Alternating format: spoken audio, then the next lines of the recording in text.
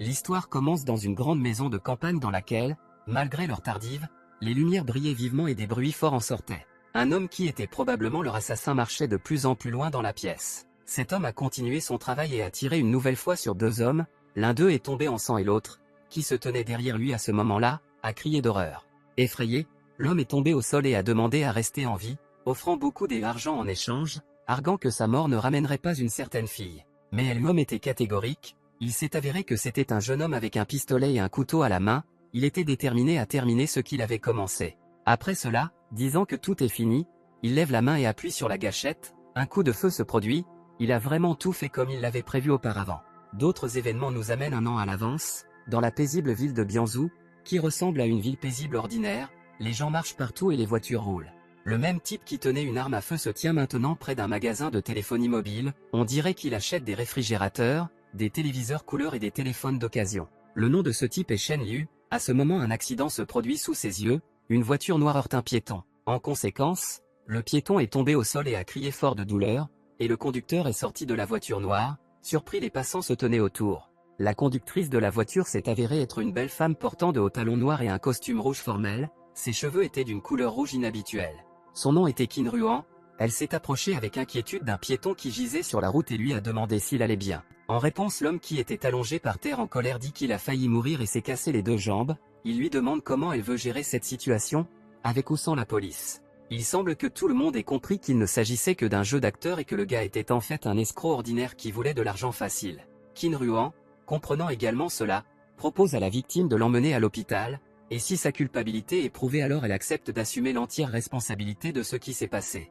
Le gars sur Terre est d'accord, mais il prévient qu'elle est obligée de l'accompagner à l'hôpital et que sa culpabilité sera encore prouvée. La jeune fille comprend qu'il est un fraudeur et n'a pas l'intention de traîner avec lui toute la journée. Pour cette raison, elle se tourne vers Shen Liu et dit qu'elle n'a absolument pas le temps, demande à emmener la victime à l'hôpital. En réponse, le gars a été très surpris. Il répond qu'il n'a pas le temps pour cela et qu'il a autre chose à faire. Il négocie à toute vitesse et gagne quelques yuans par minute. En réponse à cela, Qin Ruan lui a donné de l'argent pour fermer le compte de l'hôpital et lui a proposé d'en prendre 500 pour elle-même en guise de compensation, lui demandant si cela était suffisant. Shen Liu dit avec joie que bien sûr, cela suffit et demande à être autorisé à faire ce métier. Il dit qu'aider les autres compte pour sa vie. S'approchant du gars qui était encore allongé sur la route, il lui demande pourquoi il est toujours allongé là et fait semblant, parce qu'il a déjà l'argent. La fille a entendu cela et s'est indignée. Ce qu'elle a entendu l'a mise très en colère, la fille s'est approchée de ces deux-là et leur a demandé ce qu'ils venaient de dire. Qin Ruan s'est rendu compte qu'ils étaient tous les deux en même temps. Mais le gars qu'elle aurait frappé s'indigne de cette réponse et dit qu'il a été frappé sans raison ni raison, et maintenant elle ouvre la bouche et insiste sur le fait que sa jambe est cassée. Pour plus de vraisemblance, Shen Liu affirme qu'il regardera, se tournant vers la victime, il dit que s'il a commencé à jouer un spectacle, il doit alors être patient jusqu'à la fin. Le gars demande avec perplexité de quoi il parle. À ce moment la chaîne attrape sa jambe et la serre de toutes ses forces, on dirait qu'il l'a cassée. À cause de cela, le malheureux a crié fort de douleur, mais notre héros n'y a pas prêté attention, car après tout, il y avait prévu lui-même, maintenant sa jambe était vraiment cassée.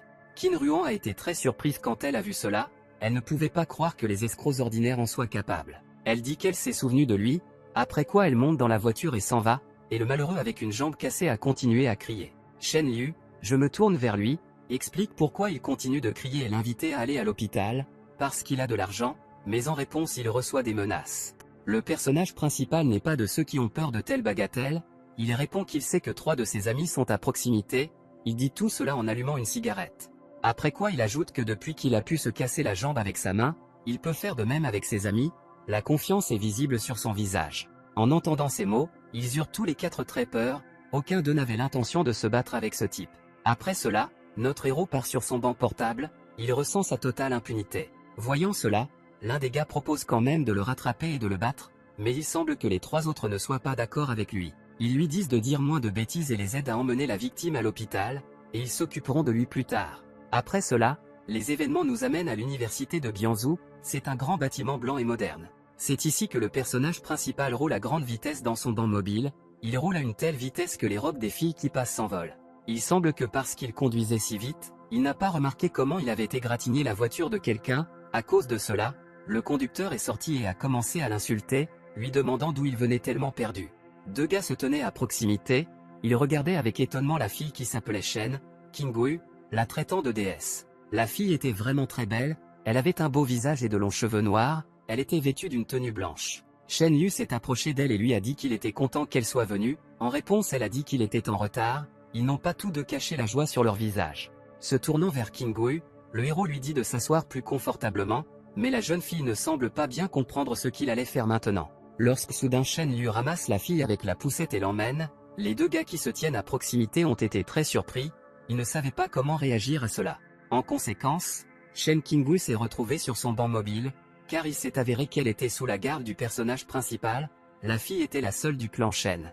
En prenant le volant, Shen Yu dit qu'il a gagné de l'argent aujourd'hui et propose de rentrer chez lui et de prendre un délicieux dîner. En réponse, la jeune fille hocha la tête avec approbation. En arrivant chez eux, les héros se retrouvent devant le portrait d'un homme qui se tenait debout sur la table. Comme il s'agissait du frère de la jeune fille, celle-ci lui demande s'il se souvient encore de la promesse qu'il a faite il y a longtemps à leur grand-père. Le gars qui était à côté pendant tout ce temps lui dit d'être calme et que lui et son grand-père étaient convenus qu'ils ne feraient pas un seul pas à Pékin pendant 3 ans. Mais Shen Qingyu ne semblait pas du tout amusé par ces mots, la tristesse était visible sur son visage, elle demande ce qui se passera dans 3 ans et pourquoi il n'arrête toujours pas de s'inquiéter. En réponse, elle entend dire qu'il n'est qu'une personne simple et que les gens simples ne pardonnent rien. Après cela, le téléphone de Shen Yu a sonné, il a décroché le combiné et a dit qu'il maîtrisait une large gamme de services à domicile. En réponse à cela, la voix au téléphone lui a demandé d'aider avec la plomberie. Le gars accepte et demande à laisser l'adresse, la voix féminine au téléphone lui semblait très familière, mais il ne se souvenait pas où il l'avait entendue auparavant. Shen Yu, partant, dit à la fille qu'il reviendra bientôt. Shen Qingyu avait l'air très triste en même temps, il semble qu'elle ne voulait pas qu'il parte maintenant, elle lui demande de faire attention. Les événements nous amènent au quartier des jardins de poiriers de Hansheng. Le gars est venu à l'adresse et a sonné à la porte. Quand elle s'est ouverte, il a été très surpris, il a vite compris quelle voix il avait entendue au téléphone. Devant lui se tenait une femme à qui il avait escroqué de l'argent ce matin, elle lui a demandé pourquoi il était si surpris. Mais le gars n'était pas du tout gêné, il a répondu que peu importe qui, ce qui compte c'est s'il a de l'argent, alors commençons vite. En entrant dans la maison de la femme, il remarque que c'est très beau ici. En réponse, Qin Ruan lui dit de parler moins et d'aller faire son travail, il devait réparer les toilettes. Shen Yu demande avec indignation si dans une telle situation il était nécessaire de l'appeler, car il était possible de trouver un réparateur. Ce à quoi la jeune fille répond sarcastiquement qu'il ne maîtrise pas une large gamme de services ménagers et que s'il ne peut pas le gérer, alors le faux appel sera sur sa conscience. Ce à quoi le gars, perplexe, a dit qu'il venait juste de commencer à travailler et qu'il ne comprenait pas de quel genre de faux appel il parlait. Qin Ruan a continué à se moquer de lui, disant qu'elle exigerait une compensation. Shen Yu, comprenant pourquoi la femme est si en colère contre lui, essaie de se justifier et dit qu'il n'était pas en même temps avec ce type, et que si elle veut récupérer son argent, elle devrait le retrouver. Mais cela l'a mise encore plus en colère et, d'une voix élevée, elle a dit que s'il ne pouvait pas réparer sa baignoire aujourd'hui, elle le poursuivrait en justice. En elle-même, elle comprenait qu'elle était trop en colère et pensait qu'elle avait beaucoup de chance, car elle était tombée sur ce type sur qui elle pouvait s'en prendre. Le gars a réagi de manière neutre et a dit qu'il ne se souciait pas de ses menaces et qu'il partait. Qin Ruan ne voulait pas simplement le laisser partir et a commencé à dire qu'elle se plaindrait d'une entrée illégale, d'un vol ou pire encore, parce qu'il était venu chez elle. Ce n'était vraiment pas une blague, la femme avait déjà commencé à composer le numéro de la police, mais à ce moment-là, le type lui a demandé d'arrêter et lui a dit qu'il ferait tout ce qu'elle lui demanderait. 1 heure plus tard, le gars a réparé tout ce que Qin Ruan lui avait demandé de faire, et la fille, à son tour, a été surprise de la rapidité avec laquelle il a tout fait. Mais le gars n'allait pas travailler gratuitement et a annoncé le prix du travail effectué, il a exigé 8 cents de la femme.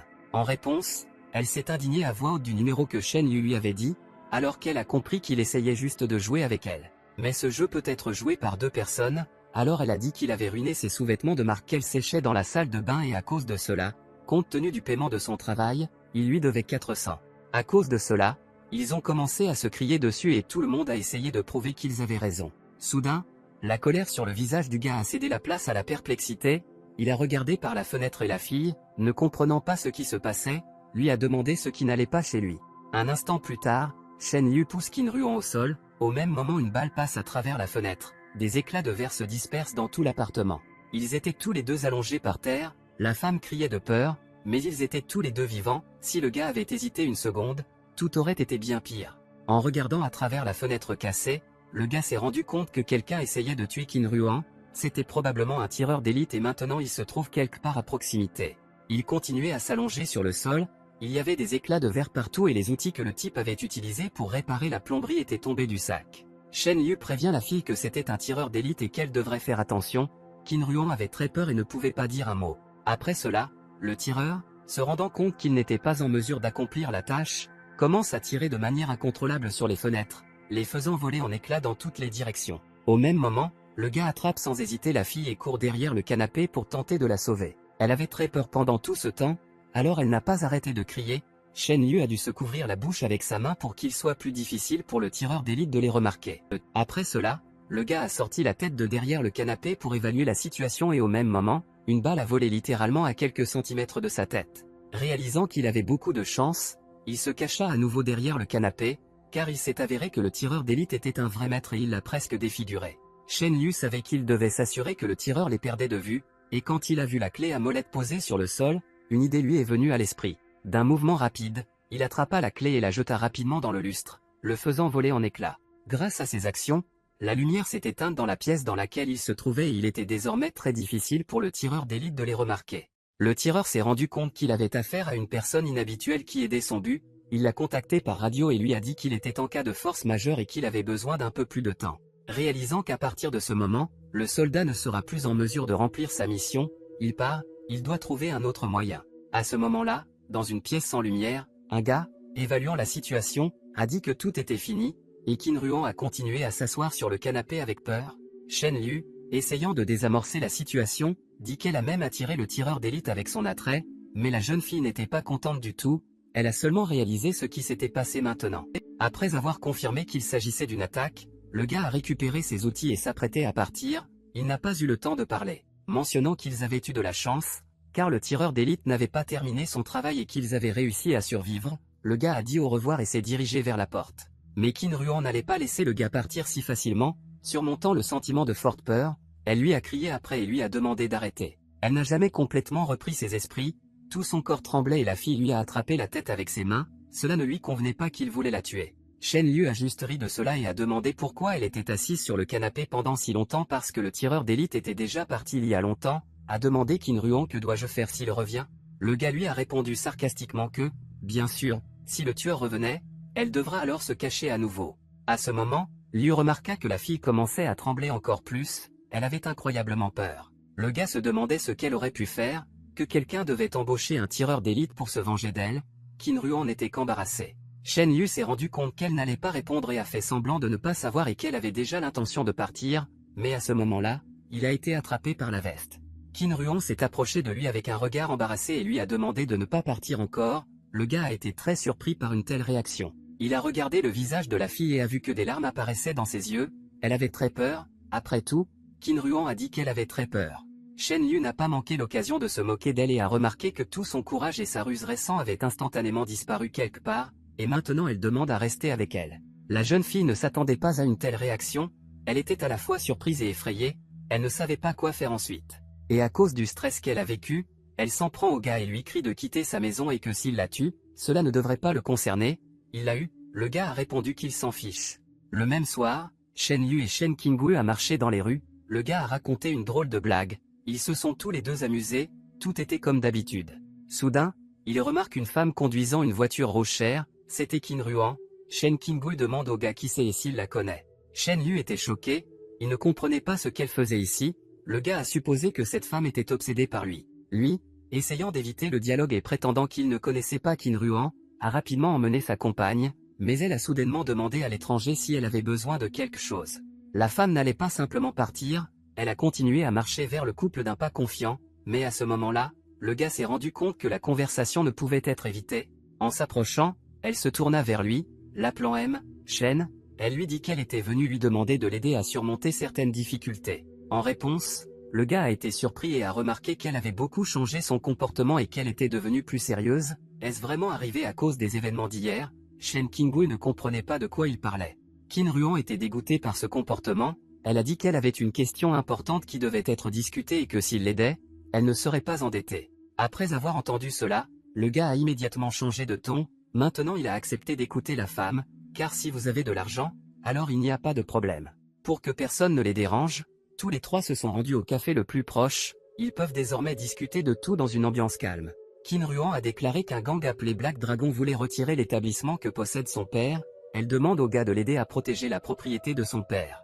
La femme donne une enveloppe et dit qu'il s'agit d'informations sur les dragons noirs. Le gars a répondu qu'il en avait entendu parler. Ils sont très dangereux. Demande pourquoi Qin Ruan n'est pas allé voir la police. Elle répond que cela ne sert à rien, parce que son père a essayé de négocier, mais rien n'a fonctionné pour lui, et en plus, il est mort dans un accident il y a quelques jours. Ces pensées ont rendu la femme très bouleversée. Tout le monde autour a compris qu'elle était en danger. Le gars a remarqué que maintenant ils allaient lui parler. Qin Ruan comprend cela et ajoute que maintenant le gang n'a plus besoin d'action. Maintenant ils veulent posséder directement l'établissement, qui est évalué à 2 millions. Elle a vu des informations sur le gars et sait qu'il a des mérites militaires et qu'il était un garde du corps de haut niveau. Elle espère qu'il l'aidera. En récompense, la femme propose de prendre en charge toutes les dépenses d'hôpital et de vie de sa sœur, ainsi que de résoudre le problème avec son travail.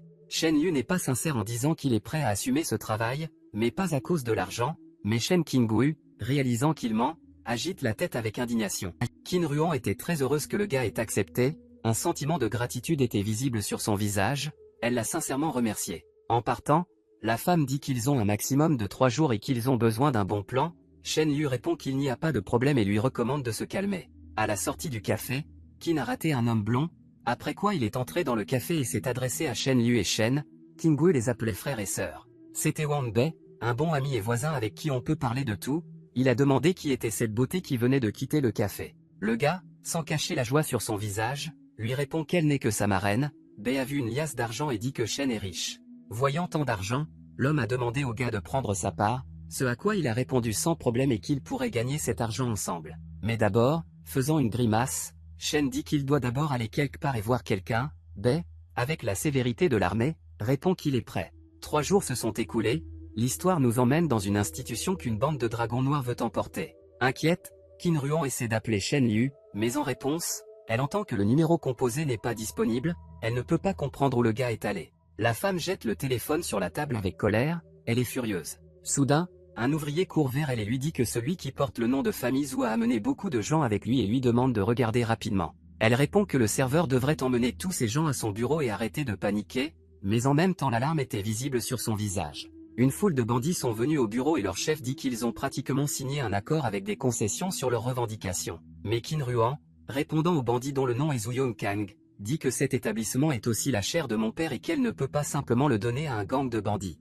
Le chef des bandits laisse entendre que si elle ne signe pas l'accord, ils disposeront toujours de mesures de sauvegarde pour la forcer à le faire. Le méchant ajoute qu'il est très doux envers les femmes et qu'il ne veut vraiment pas faire toutes ces choses terribles et blesser une si belle et jeune femme. Qin Ruan est furieux de telles déclarations. Zhu Yongkang, continuant de menacer, dit que si elle ne se soucie pas de son propre sort, laissez-la penser à ses proches, par exemple son petit frère. Les menaces contre son jeune frère finissent par faire fuir la femme et elle-même. Elle dit que s'ils le touchent, ils ne s'en sortiront pas. Le bandit ne croit pas aux menaces de la femme, il remarque seulement qu'elle est très chaude et regrette que le vieil homme veuille seulement qu'elle leur donne l'établissement. Zhu Yongkang a changé de ton et a dit qu'il comptait jusqu'à 3, et que si elle ne signait pas le document, alors ses proches mourraient à la seconde même, et si elle le faisait, elle pourrait toujours recevoir une compensation. Après cela, le bandit a immédiatement commencé son rapport avec le numéro 3, Qin Ruan était sur le point, elle était remplie de colère, mais elle ne pouvait rien faire. Après que le méchant ait dit le numéro 2, la femme s'est rendue compte qu'elle devrait signer le document, elle a commencé à s'excuser auprès de son père et de son frère de ne pas avoir pu préserver le capital familial. Lorsqu'elle a entendu le numéro 1, il y a eu une réponse de Qin Ruan, qui a dit qu'elle était prête à signer le document selon les conditions des bandits. Satisfait, Zhu Yongkang dit que lorsqu'elle signera cet accord, elle n'aura pas à s'inquiéter, lui promettant ainsi qu'à son frère une sécurité totale. Il rapprocha le morceau de papier. L'instant suivant, un bruit se fit entendre sur le côté, quelqu'un fit irruption dans la pièce et assomma l'un des bandits, toutes les personnes présentes tournèrent la tête de surprise. Le garde du corps du chef s'est levé et était prêt pour le combat. Zhu Yongkang a bondi du canapé, il était furieux et ne pouvait pas comprendre qui avait eu le courage de faire irruption à un moment aussi inopportun. Ce sont Shen et Bei qui se sont rapidement occupés de tous les bandits qui gardaient l'entrée du bureau, le sourire aux lèvres, le gars a remarqué qu'il était arrivé juste à temps. Qin Ruan était au 7e ciel, son garde du corps est finalement arrivé, elle a été sauvée. Zhu Yongkang, très irrité, tourna la tête vers la femme et lui demanda ce que tout cela signifiait et ce qui se passait ici. Mais le gars a répondu à la place, il a dit qu'il était le vice-président et a recommandé qu'ils arrêtent même de penser à acheter cet établissement. Le chef des bandits était fou de rage, il a demandé à Shen Yu qui il était et si les mots de Qin sur l'accord étaient vraiment vides de sens. Ruan, se tournant vers le gars dans un murmure, remarqua qu'il était vraiment arrivé trop tard et quel plan il avait avec lui. Zhu Yongkang, rempli de colère, dit bien, mais lui rappelle de ne pas se faire dire plus tard qu'il n'a prévenu personne de rien. Mais Shen Liu a demandé au bandit de rester encore quelques minutes et lui a dit de ne pas se précipiter, car il avait encore quelque chose à dire. Le méchant, voyant ces photographies, devint encore plus en colère, il ne pouvait pas comprendre comment quelqu'un comme lui osait creuser sous lui. Le gars a répondu qu'il lui avait fallu beaucoup d'efforts pour prendre ces photos et a suggéré au bandit de réfléchir à ce qui arriverait à sa position dans le gang si sa femme voyait cela.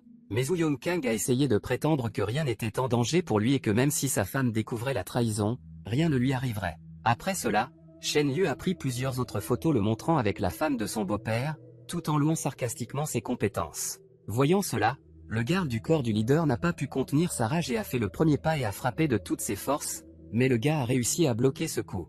Qin Ruan avait très peur à cause de cela, elle ne s'attendait pas à une telle tournure des événements. Shen Liu, ayant bloqué le coup, remarque qu'il était très fort et dit en plaisantant à la jeune fille qu'avec un tel personnage, il lui sera difficile de trouver un homme. Mais il n'a pas eu le temps de discuter, après avoir bloqué le coup, il contre-attaque avec sa main droite, mais l'adversaire bloque également son coup, les yeux du gars s'illuminèrent et un sourire apparut sur son visage, il n'avait pas vu un ennemi aussi habile devant lui depuis longtemps, il réussit à apprécier les compétences de la fille.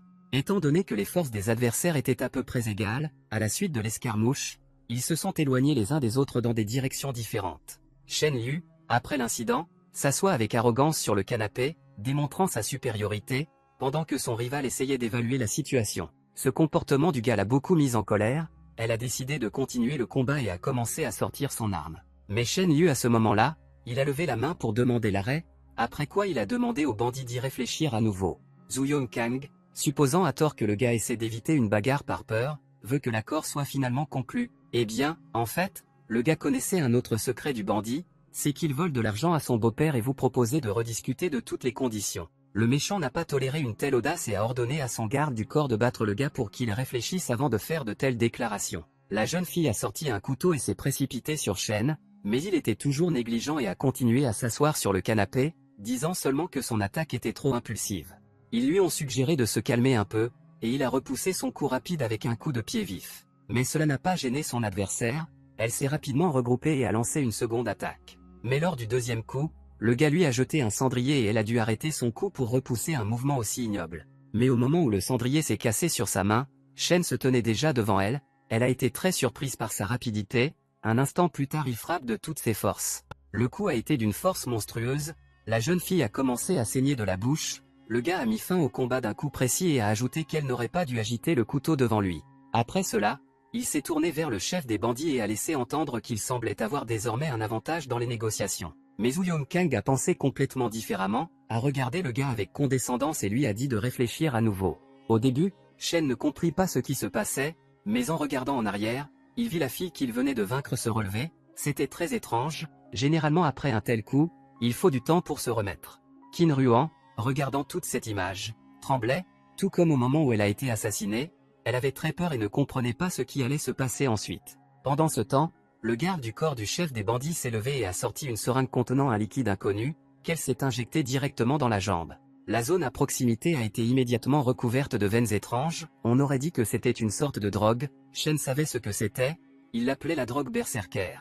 Après l'injection, la fille fait un petit coup sec dans l'espoir de frapper le gars, mais il se tient comme s'il ne ressentait aucun danger. Quelques instants plus tard, la jeune fille rate un autre coup, il était si rapide qu'elle n'a même pas remarqué quand le gars l'avait fait. Lorsque la jeune fille est tombée au sol, Shen a déclaré que le médicament ne l'aiderait pas car la différence entre leurs pouvoirs était trop grande. En regardant cette photo, Zhu Yongkang s'est finalement mis en colère, il a sorti une arme à feu et a menacé de tuer le gars, lui disant qu'aujourd'hui il mourrait. Mais cela n'était pas destiné à arriver, le héros d'un mouvement rapide du pied fait tomber le pistolet des mains du méchant et le saisit lui-même. Après cela, il pointe l'arme directement sur le visage de Zhu et lui demande comment il va et quand ils pourront parler normalement. La réponse à cela est que le bandit demande ce qu'il veut parce qu'il ne peut pas le refuser, il n'est que le vice-président du gang des Dragons Noirs, pour résoudre ce problème, nous devons trouver le président Chang Yun-Fook.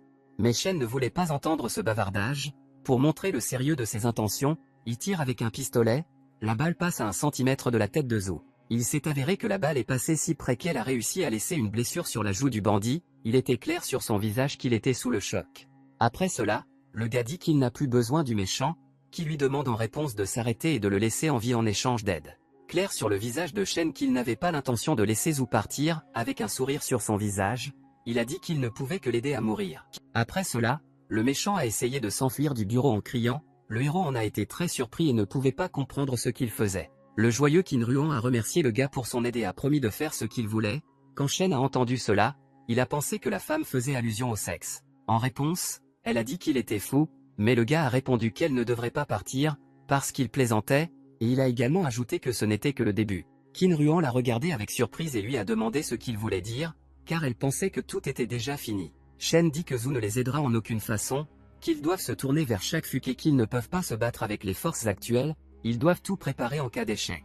Après 2 jours, Chang Yun-Fook invite Qin Ruan dans un restaurant inhabituel, elle espère qu'ils serviront des plats délicieux. Ils sont arrivés ensemble au restaurant, l'inquiétude était visible sur le visage de la femme, mais le gars ne l'a pas montré et avait l'air calme. Ils s'assirent à une immense table en présence de plusieurs gardes, le président du clan du Dragon Noir se dit heureux de les voir. Mais en même temps, il n'était pas satisfait du fait que frère Shen s'immisçait dans les affaires de leur clan, il remarque que le gars a très confiance en lui, peut-être même trop. Le héros avait vraiment très confiance en lui, je me suis tourné vers le chef du clan, il a dit qu'il s'en fichait qui était devant lui, il est venu ici dans l'espoir de négociation. Chang Yun dit qu'il est inutile de négocier dans son cas, car il n'a aucun avantage, il savait déjà tout ce avec quoi il avait menacé Zhu. Il s'est avéré être un lâche sans ambition, il est donc parfait pour le rôle de pion, au moins il n'a pas cherché à tuer Chang Yun et à prendre le trône. Shen entendant cela dit qu'il joue d'abord avec des filles ordinaires, et après cela, il voudra peut-être jouer avec la fille du patron. Incapable de tolérer une telle audace, les gardes pointèrent leurs pistolets sur le héros, car à leur avis il se comportait de manière trop impudente. Shen, même dans une telle situation, était absolument calme. Au moment où les armes étaient pointées sur lui, il a simplement allumé une cigarette, Qin a été choqué par ce comportement. Le patron a dit à ses gardes du corps de se calmer, car Shen ne peut apprécier que les mots et ils ont un réel pouvoir, mais il demande en même temps au gars s'il a peur d'une mort subite. Le héros répond qu'il a peur, mais qu'ils ne pourront pas le tuer, mais Chang Yun a définitivement peur de mourir parce qu'il emmène tellement de gardes avec lui pour dîner. Après le dialogue de Shen avec le chef de la mafia, ils échangent des menaces, chacun avertissant l'autre du danger. Après cela, Chang Yun, évaluant le caractère du gars, l'invitait à rejoindre leur gang et lui offre une énorme part, c'est encore plus que l'argent que Qin Ruan lui donne. En entendant cela, la femme était inquiète, car il était son seul espoir, mais le gars a répondu qu'il ne se souciait pas de leur gang.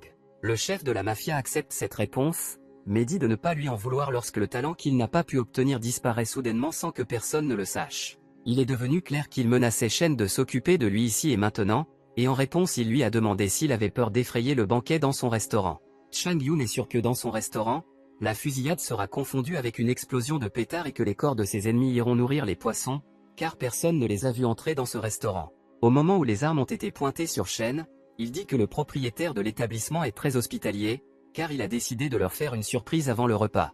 Il lui dit que tout va bien, car désormais ils vont être nourris avec beaucoup de plomb. Au même moment où les coups de feu ont retenti, le gars a repoussé la chaise sur laquelle Qin Ruan était assise, la sauvant ainsi. Puis, d'un mouvement adroit, Shen lança les baguettes précédemment ramassées, avec lesquelles il perça les mains du garde qui tenait des pistolets. Mais il y avait un troisième garde, il s'est approché de lui par derrière, a pointé une arme sur lui et lui a demandé s'il voulait vraiment mourir ici. Mais le gars l'a magistralement dérouté en lui lançant une cigarette à moitié fumée. Le gardien n'hésita qu'une seconde, mais cela suffisait pour que Shen soit près de lui et prêt à attaquer. Il a attrapé le garde pour qu'il ne puisse pas le frapper avec un pistolet. Un instant plus tard, il donne rapidement un coup de pied à l'homme avec une telle force qu'il renverse un autre bandit qui se tenait derrière lui.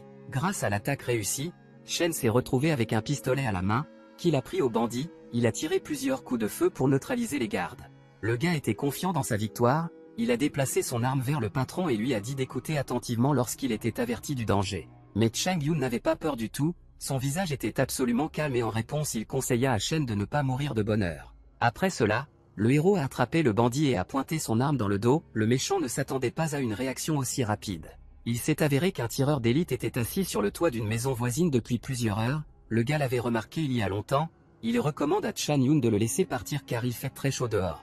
Clair sur le visage du méchant qu'il était sous le choc, il ne pouvait pas comprendre comment Shen avait réussi à découvrir qu'il y avait un tireur d'élite sur le toit, il lui a posé des questions à ce sujet. En réponse, il entend que si le gars était si simple, il ne serait pas venu vers lui, Shen l'invitait à discuter qui est le plus rapide, lui ou le tireur d'élite qu'il a embauché. À ce moment-là, le méchant s'est rendu compte qu'il n'avait plus d'atout dans sa manche et qu'il devrait négocier, l'expression de son visage a immédiatement changé, il est clairement devenu plus gentil, de la main droite, il a fait signe aux tireurs d'élite de quitter la position. Les adversaires échangèrent des regards, ils se sourirent tous les deux, même s'il était clair qu'ils se détestaient de tout leur cœur. Conscient de la situation dans laquelle ils se trouvaient, Chang Yun a ordonné à ses gardes, qu'il qualifiait de morceaux de viande inutiles, de quitter immédiatement son bureau. Au bout d'un moment, la colère sur son visage fit place à un sourire, il regarda ses invités et les invita à s'asseoir, leur proposant de faire connaissance et de discuter affaires autour de la nourriture. Le gars a accepté avec joie, car il n'avait pas essayé d'y parvenir depuis tout ce temps, et Qin Ruon s'est levé de la table avec un regard effrayé. Shen était content parce que tout se déroulait exactement comme il l'avait prévu, la femme le regardait avec admiration et se demandait comment il faisait tout si bien. Après avoir mangé, les héros quittent calmement la maison en taxi, tandis que le gars appelle le chef de la mafia boss Chan, comme s'ils étaient des sortes d'amis. Dès que la voiture avec les héros est partie, le sourire sur le visage de Chang Yun a disparu et a été remplacé par l'insatisfaction. Il a ordonné à son subordonné d'en savoir plus sur ce type, car il n'est pas si simple. Le parent du patron s'est demandé pourquoi tous les gardes du corps de l'hôpital, mais ces deux-là sont restés indemnes, ont également forcé le beau-père à leur donner personnellement naissance. Chang Yun a également demandé de lui trouver les salauds les plus attardés, car ils lui seront toujours utiles s'il ne peut pas recruter Shen, alors débarrassez-vous simplement de lui. Shen et Qin rentraient chez eux après les négociations, le visage de la femme montrait qu'elle était inquiète, elle se souvenait des détails de leur conversation. Tant de dialogue. Chang Yun a insisté pour qu'il reçoive un revenu de 80%, car il a fait beaucoup pour l'établissement que possédait le père de Qin, en échange il promet de ne pas toucher à elle et à son jeune frère. Il a également ajouté qu'il n'avait rien à voir avec la mort de son père, car la vie est une chose fragile et elle ne peut pas lui reprocher la mort, mais il était clair sur son visage que c'était un mensonge. Qin Ruon était furieuse, elle était très en colère contre les paroles de Chang Yun à propos de son père, mais elle n'avait pas le choix, pour sauver son frère, elle a dû accepter les conditions fixées. Mais Shen Yu lui dit de ne pas s'énerver, car elle a pu économiser 20% des revenus du club et a également sauvé sa vie et celle de son jeune frère. Mais en réponse, la femme, les larmes aux yeux, a rappelé que ces créatures ont tué son père et fait toujours semblant de ne pas être coupable. Elle demande au gars pourquoi il ne l'a pas simplement tué. Le héros dit que s'il le tuait, cela pourrait conduire à d'innombrables vengeances, mais rien ne garantit que le dragon noir serait détruit à cause de cela. Qin Ruon insiste sur le fait que tant qu'il y a une opportunité de venger son père, elle s'en fiche, elle demande par où il veut commencer. Le gars plaisante en disant que pour qu'il puisse venger son père, elle devra offrir non seulement de l'argent. Qin Ruon n'a pas apprécié un tel humour, elle a demandé de quel genre d'absurdité il parlait, maintenant elle ne riait plus du tout, la fatigue et la tristesse étaient visibles sur son visage. Shen Yu dit que Chang Yun ne les quittera pas et que leur accord n'est qu'une excuse, ils ont maintenant besoin d'un moment pour attaquer. La femme demande de quel genre d'opportunité nous parlons, le gars précise que la défense la plus forte se désintègre de l'intérieur, comme option vous pouvez utiliser Zuyong Kang. 3 jours se sont écoulés, les événements nous amènent à nouveau au club qui appartient à Qin. Dans le bureau, Wang Bei et Shen Yu buvaient, le voisin loue le gars et dit à quel point il est généreux et intelligent, qu'il s'est nommé au poste de président et l'a nommé capitaine des services de sécurité. À ce moment-là, un invité a frappé à leur porte et a demandé à Shen s'il avait du temps libre. Ce matin, il s'est avéré qu'il s'agissait de Zuyong Kang, le gars a été surpris et lui a demandé ce qu'il avait amené dans son manoir. L'invité a expliqué sa visite en disant qu'ils avaient récemment signé un contrat avec Qin et qu'après tout, ils étaient désormais partenaires, alors il lui a rendu hommage. Shen Yu a écouté tout cela et a compris que Zuyong Kang était venu avec des affaires, mais jusqu'à présent, il ne pouvait pas comprendre exactement ce qu'il voulait. Il s'est avéré que l'invité voulait inviter le gars à dîner, car il voulait s'excuser pour son comportement indigne, le gars a précisé si Chang Yun serait là. Zuyong Kang a répondu que Chang Yun ne serait pas là, juste deux. Il était clair sur son visage qu'il avait une sorte de plan et qu'il préparait quelque chose. Shen Yu était d'accord, il ne se souciait pas des plans du bandit, il n'y voyait qu'une opportunité de donner vie à son plan. En conséquence, ils sont arrivés dans un restaurant local, a déclaré Zhu, où la nourriture la plus célèbre et la plus délicieuse de toute la ville est peut-être préparée. La table entière était remplie d'assiettes de nourriture, Shen mangeait autant qu'il pouvait, la nourriture était très savoureuse, il avait envie d'amener sa sœur ici la prochaine fois. À un moment donné, Zhu a reçu un appel sur son téléphone, il a dit au gars qu'il s'éloignerait pendant quelques minutes, mais cela ne le dérangeait pas à son tour. Soudain, alors que Shen Yu finissait de manger, une bande de bandits a fait irruption dans le restaurant. Ils étaient au moins 5 et ils étaient tous armés de machettes, il est immédiatement devenu clair qu'ils avaient reçu l'ordre de tuer ce type. Le héros s'attendait à un tel résultat, il pensait juste que cela commençait très vite et qu'il ne pouvait même pas manger correctement. L'un des ennemis s'est immédiatement précipité sur lui avec une machette, en réponse, le gars a habilement jeté un verre vide à l'aide d'un os rongé, la verrerie s'est brisée sur la tête de l'attaquant. Après cela, 2 ennemis l'ont attaqué à la fois, il était prêt à se battre, au lieu d'armes il avait des os. Les bandits ont attaqué simultanément d'en haut, mais le gars a facilement repoussé ce coup à l'aide de son arme improvisée. Quelques instants plus tard, il a exercé une grande force et a paré le coup, en voyant les assaillants voler à plusieurs mètres. Il était trop tôt pour se détendre, les bandits ne pensaient même pas à s'arrêter, ils faisaient pression sur 3 côtés. Shen comprit qu'il courait maintenant un grand danger. Une excellente agilité lui permettait d'esquiver tous les coups et en même temps de contre-attaquer, il était en effet très fort. Il a réussi à attraper l'un des bandits par le cou et à le jeter au sol de toutes ses forces. Après un coup si violent, il ne pouvait plus se remettre. Le combat, même avec autant d'adversaires, était assez facile pour lui. Ce qui le gênait le plus, c'était qu'il avait trop mangé. On avait l'impression qu'il était sur le point de vomir du riz. Mais il n'y avait pas de temps pour cela.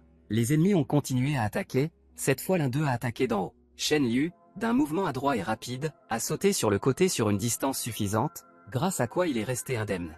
Après cela, le gars a décidé de contre-attaquer immédiatement, à une vitesse fulgurante. Il s'est approché de l'ennemi et était prêt à frapper. Son attaque était incroyablement puissante et a touché la cible, faisant voler le bandit à travers la pièce et heurter le mur. Après seulement quelques minutes, le duel apparemment inégal fut facilement gagné, avec un seul Shen Liu debout. Mais ce n'était pas tout, car quelque part se cachait le coupable de ce qui s'était passé ici, celui qui l'avait invité ici, Zhu Yongkang. Il n'a pas eu à attendre longtemps, après la bataille, il est venu lui-même et a félicité le gars, appréciant ses talents de combattant. Il a été surpris de voir comment il pouvait tuer ses meilleurs hommes si facilement. Parce que le bandit a mal évalué la situation, Shen Liu s'est précipité vers lui et était prêt à s'occuper de lui ici et maintenant. Il l'a frappé au visage, il semblait qu'il avait mis sa colère dans ce coup, du coup, Zhu Yongkang a volé plusieurs mètres et s'est arrêté uniquement grâce au mur. Le bandit ne s'attendait pas à une telle issue des événements, tout son visage était couvert de sang, mais Shen Liu n'allait pas s'arrêter là, il a ramassé une machette et s'est approché de l'ennemi. Après cela, il a proposé à Zhu un choix, soit il explique ce qui s'est passé ici, soit il perd la vie. En réponse, le proche du patron lui demande de ne pas faire cela et l'inviter à rejoindre leur gang. Le gars a ri d'une telle proposition, il ne pouvait pas croire que ce type avait eu l'audace de lui proposer sa coopération après ce qui s'était passé il y a une minute. Zhu Yongkang, essayant de se justifier, dit qu'il a tout mal compris et que tout ce qui s'est passé ici n'était qu'un test de ses compétences. Le gars ne le croyait pas, tout semblait trop étrange, il a demandé pourquoi il devrait le croire et commencer à coopérer avec lui. Il s'est avéré que Zhu Yongkang avait prévu de tuer son propre beau-père pour reprendre le clan. En échange, il propose de leur restituer tous les bénéfices du club et d'en ouvrir un deuxième. Shen Liu n'allait pas accepter cela, il ne voyait pas la force de celui qui était maintenant agenouillé devant lui, et n'avait-il pas peur d'être simplement livré. Après cela, l'homme s'est levé d'un bond et a déclaré que si son patron voyait chez quelqu'un un danger qui pourrait le détruire, il ne la laisserait jamais vivre normalement, et même s'il ne parvenait pas à un accord, il le tuerait. Les deux avaient un ennemi commun, alors pourquoi ne pas unir leurs forces contre le clan du Dragon Noir? Cela semble être une bonne affaire. Ce n'est qu'en unissant leurs forces qu'ils pourront le vaincre. Zhu Yongkang a demandé de se rappeler que la seule façon pour lui de se sentir en sécurité est de tuer Chang Yun. Après avoir tout écouté, ce type dit qu'il ne s'attendait pas à de si grandes ambitions de la part d'un homme qui trompe sa femme avec sa belle-mère. Le bandit répond que son beau-père est une personne très prudente et qu'il est très difficile de comploter autour de lui, seulement maintenant il en a l'opportunité grâce à la tâche de tuer Shen Liu.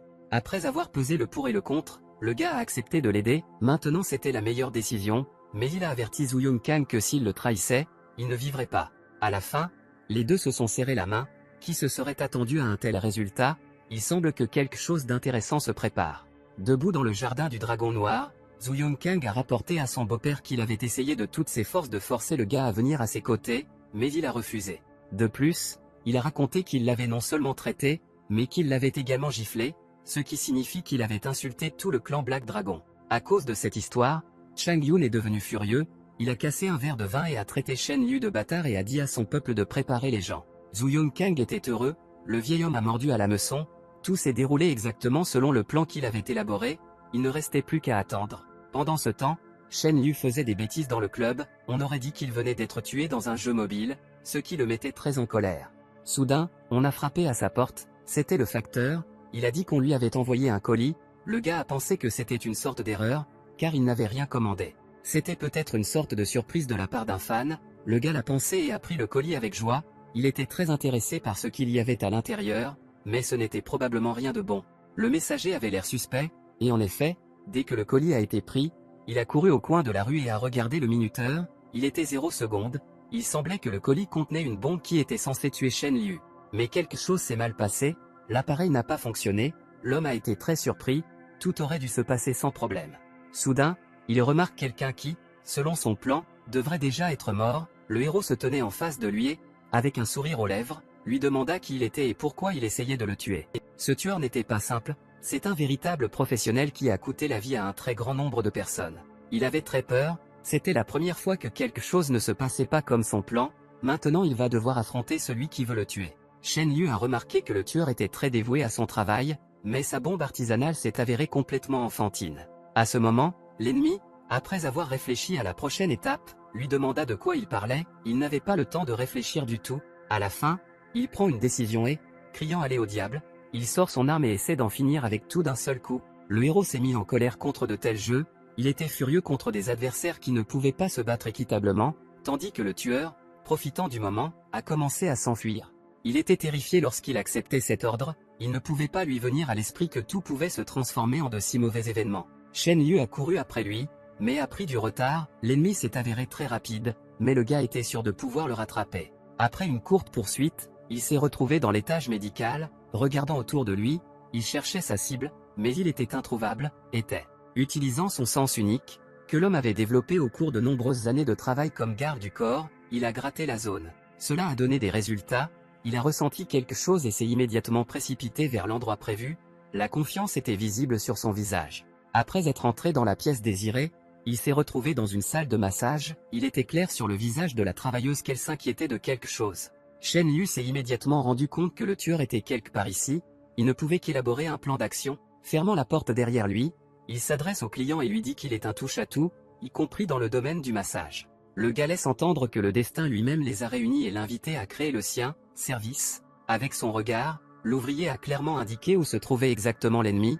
Shen Liu a continué sa performance et a attendu le moment parfait. Cela a fonctionné, le tueur l'a acheté, et juste au moment où il avait déjà gagné mentalement, un point est apparu juste devant son visage. Il était très surpris, la situation exigeait une action urgente de sa part, il ne pouvait penser à rien de mieux que d'attraper la jeune fille et de l'utiliser comme otage. Fait, il commence à menacer et dit que si Shen Liu fait encore un pas, il mettra une balle dans la tête de cette fille. Mais le gars n'a pas suivi l'exemple de l'ennemi, il l'a juste regardé d'un air sarcastique, il semblait savoir ce qu'il faisait. Le tueur a continué son monologue et a ordonné au héros de quitter la porte, sinon il tuerait tous ceux qui se trouvent maintenant dans cette pièce. Mais le gars était inébranlable, il dit que si vous voulez tuer, tuez maintenant, mais il le vaincra quand même, et qu'il n'a rien à voir avec les mercenaires.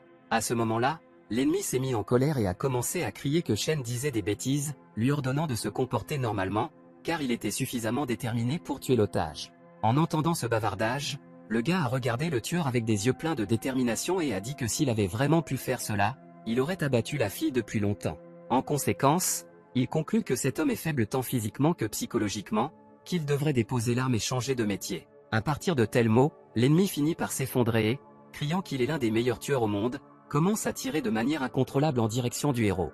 Mais le gars était trop bon, il a esquivé toutes les balles, il semblait que le tueur avait tiré sur tout le chargeur de son pistolet. Se rapprochant adroitement, Shen lance son poing sur l'ennemi de toutes ses forces. Au moment le plus tendu, le téléphone a bipé, c'est pourquoi le gars, à la grande surprise du tueur, s'arrête et décroche le téléphone. Au téléphone, Shen a appris que le service de livraison de nourriture où il avait commandé le déjeuner ne contenait plus ses œufs au plat préféré, ce qui rend le gars furieux.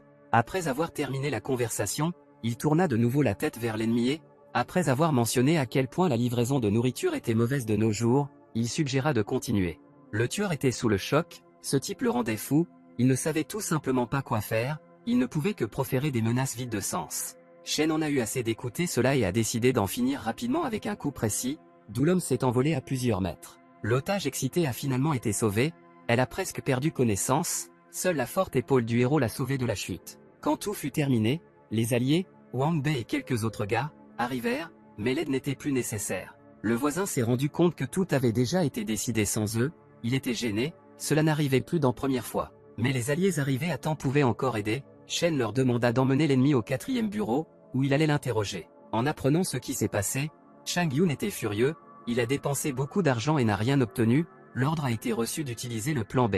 À ce moment-là, au club Full Bowl, deux jolies filles entrent dans la chambre de Shen, l'une d'elles dit qu'elle veut remercier le sauveur de sa main droite. Le gars, dont la bouche à ce moment était remplie de nouilles, a été très surpris, la nourriture est devenue dans sa gorge.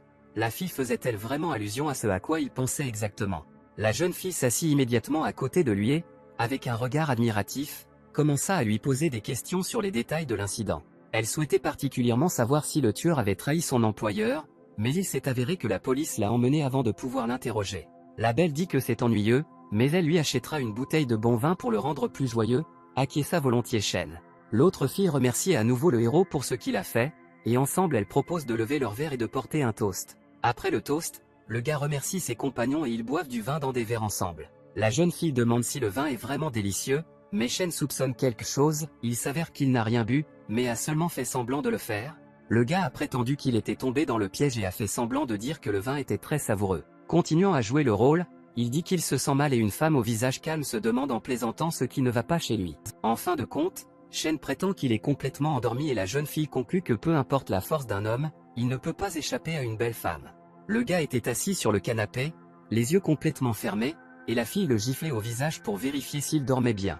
Elle conclut qu'il est bien inconscient, mais la tension était visible sur son visage, il semblerait qu'elle n'ait pas fait tout cela de son plein gré. Elle décroche le téléphone et dit qu'elle a tout fait comme ils l'ont demandé et demande ce qu'elle doit faire ensuite. En réponse, elle entend qu'il doit être livré au bon endroit. Poursuivant la conversation, la jeune fille demande ce qui va arriver à son mari et à son enfant. On lui dit que lorsqu'elle amènera le gars ici, ils les laisseront partir comme promis. Très inquiète, elle a raccroché, regardant Shen avec un visage très triste et s'est excusée auprès de lui. Elle était vraiment obligée de faire ça. Les dragons noirs croyaient que tout se passait selon leur plan. L'un d'eux a amené le héros enveloppé dans un sac dans un certain parking souterrain. Shan Yun fumait une cigarette. À ce moment-là, un de ses assistants a jeté le gars sur l'asphalte juste derrière lui. Après cela, le sac est arraché du visage du gars. Le chef de la mafia l'a regardé par-dessus son épaule et a dit d'une voix arrogante qu'il s'était revu. Sentant le pouvoir, il a donné un coup de pied au gars au visage avec des mots sur ce qu'il allait faire maintenant, car il est un combattant si coriace et n'a peur ni des tueurs ni des bombes.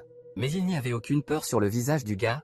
Il a regardé l'ennemi avec confiance et lui a demandé s'il avait vraiment envoyé ce tueur, car c'est une stratégie très stupide. Shan Yun s'est mis très en colère à cause de cela. Il a commencé à donner des coups de pied au gars encore plus fort et à dire que malgré tout, il est maintenant entre ses mains. Le bandit croyait que Shen ne s'y attendait pas, mais en fait, le héros avait tout sous contrôle. Croyant en sa victoire garantie, le méchant invite le gars à choisir de quel genre de mort il veut mourir. En réponse, il apprend que Shen ne va pas du tout mourir ici et qu'il ferait mieux de s'inquiéter pour sa propre vie, car il a élevé un bon gendre. Chang Yun ne pouvait pas comprendre ce que le gars lui disait, il lui ordonne de s'exprimer plus clairement. En réponse, il se détourne et dit que bientôt il comprendra tout de toute façon. Soudain, le téléphone de tous les membres du gang présents sur le parking sonna en même temps. Le chef de la mafia était furieux de ce qu'il avait entendu au téléphone, car il s'est avéré que son gendre avait organisé un soulèvement. De plus, il a réussi à retourner la moitié du gang contre eux et plusieurs unités ont déjà été détruites. Chang Yun était incroyablement en colère, il ne pouvait pas croire que cette médiocrité ait osé aller contre lui. L'un des membres du gang de bandits s'est approché de Shen et lui a donné des coups de pied et a essayé de savoir depuis combien de temps ils étaient de mèche. Le gars répond que cela n'a plus d'importance et que ce ne sont que des salauds aveugles qui ne peuvent pas voir au-delà de leur propre nez. Shan Yun menace le héros et dit qu'il ne se remettra jamais sur pied, le traite de naïf, car tant qu'il sera en vie, le dragon noir ne tombera jamais entre d'autres mains. Avec un sourire sur son visage, Shen demande ce qui se passera s'il meurt. Mais le bandit sourit, il pense que dans cet état, le gars ne peut pas rivaliser avec lui. En conséquence, il ordonne à ses hommes de le tuer puis de se débarrasser de son corps. Mais soudain, les bruits d'une bagarre se firent entendre par derrière. Chang Yun n'en croyait pas ses propres oreilles. Les bandits restants se sont retournés, ils ne s'attendaient pas à ce que les événements se déroulent ainsi. L'instant suivant, les protections de Chang Yun ont été tuées avec un pistolet, et lui-même a regardé avec peur devant lui et ne pouvait pas comprendre comment cela était possible. Mais c'était exactement comme ça, le héros se tenait devant lui et tenait un pistolet dans ses mains, qu'il dirigeait vers le méchant. En souriant, le gars rend au bandit la phrase qu'il lui a dite une minute plus tôt, il l'invitait à choisir comment il veut mourir. Chang Yun dit qu'il ne se soucie pas de la façon dont il meurt, la seule question est de savoir ce qui arrivera à Madame Qin s'il meurt. Comme il s'est avéré qu'il avait un plan de secours, Shen demande où se trouve Qin Ruan maintenant. En réponse, il apprend que pendant qu'il tente de le tuer, son peuple a déjà pris la femme et conseille au gars de bien réfléchir. Si le méchant ne contacte pas son peuple dans une heure, alors Miss Qin mourra. À ce moment-là, le gars a reçu un appel téléphonique. C'était Zhu Yongkang, il demande si Chang Yun a été tué. Shen rapporte qu'il est maintenant en vie et qu'en plus, il a Qin Ruan en otage. Après avoir pesé le pour et le contre, le héros envisage de l'échanger contre elle. Zhu crie au téléphone en réponse qu'il n'y a aucun moyen de faire cela. S'il laisse partir le chef de la mafia maintenant, il n'y aura plus jamais d'autre chance de le capturer. Il était enragé par de telles nouvelles, il était enragé par le fait que ce vieil homme le manipulait encore. Après cela, Son assistant dit qu'il peut aller chercher des personnes qui l'aideront dans cette situation. Zhou est d'accord, il semble qu'il ait mis au point une sorte de plan avec lequel il peut faire d'une pierre deux coups. D'autres événements nous amènent dans une usine abandonnée, il semble que Qin Ruan soit retenu en otage ici. C'était vraiment comme ça, elle était assise sur une chaise, les yeux et la bouche liés, elle était gardée par deux bandits, l'un d'eux, regardant avec des jumelles, informe le second que quelqu'un est arrivé. Il s'est avéré que le deuxième bandit était le tireur d'élite engagé pour éliminer la femme, il s'est fixé pour objectif de tuer Shen. L'ancien tireur d'élite a pris des jumelles et a regardé par la fenêtre. Là, il a vu un gars menant un vieil homme dont les yeux et les mains étaient bandés. Après cela, il utilise la communication vocale pour informer ses hommes de se préparer au combat et de boucler le bâtiment. Shen et Chan sont entrés dans la pièce, deux bandits ont allumé des lampes de poche sur eux, ils ont ordonné au gars d'enlever le bandage et le ruban adhésif de leur patron. Il a tout fait comme il l'avait demandé, les bandits ont dit au patron que tout allait bientôt se terminer. Le héros a amené le chef de la mafia à l'endroit indiqué, il veut maintenant savoir où se trouve Qin Ruan. L'un des bandits utilise une liaison vocale pour dire aux deux hommes de se rassembler en 6e position et de se préparer à conclure un accord, mais au lieu d'une réponse, il entend du bruit, le méchant essaie de découvrir ce qui s'est passé là-bas et demande immédiatement une réponse. Les jumelles, il voit qu'Anfébé se tenait derrière son patron, il a tué deux personnes. Le tireur d'élite était abasourdi, il réalisa que ce n'était qu'un truc, et que le vrai Shen était quelque part à proximité et que ses mains étaient toujours déliées. Soudain, ils entendirent du bruit derrière eux et, un instant plus tard, la porte blindée de leur chambre explosa. Lorsque la porte est tombée au sol, ils ont vu qu'un des leurs était allongé dessus, avec un couteau sorti de la poitrine. Après cela, ils ont vu une sorte de grenade dans le ciel, au même moment elle explose et aveugle les deux bandits. Comme ils ne pouvaient rien voir, ils ne pouvaient que tirer de manière incontrôlable dans le vide, mais en réponse, des couteaux volaient dans leur direction. Ces lames, contrairement à leurs balles, ont atteint leur cible, car il s'est avéré que celui qui les avait lancés était Shen Liu. L'ancien sniper a immédiatement reconnu ce type, le bandit a compris qu'il se trouvait désormais dans une position très désavantageuse. Mais il a toujours un plan de secours, il se précipite rapidement vers Qin Ruan et l'attrape à la gorge, disant au gars de rester immobile. Sinon, il menace de se suicider avec elle, car il s'avère qu'il avait des explosifs sur la poitrine. Le méchant répète encore une fois que le gars doit rester immobile, sinon ils mourront tous. Shen Liu évalue la situation et comprend qu'il s'agit d'explosifs télécommandés. Le tireur d'élite ordonne de ne rien faire d'imprudent, mais simplement de lever les mains car il y a une autre bombe sur lui. Le héros obéit et lève les mains, il devait d'abord découvrir où était cachée une autre bombe. Le deuxième bandit qui se trouvait dans cette pièce n'arrivait toujours pas à reprendre ses esprits, il n'a rien vu à cause de la grenade aveuglante. Profitant de l'instant, Shen prend son dernier couteau et le lance en direction du kamikaze. La lame frappe la main de l'ennemi, le détonateur s'envole et au même moment le héros porte un coup puissant.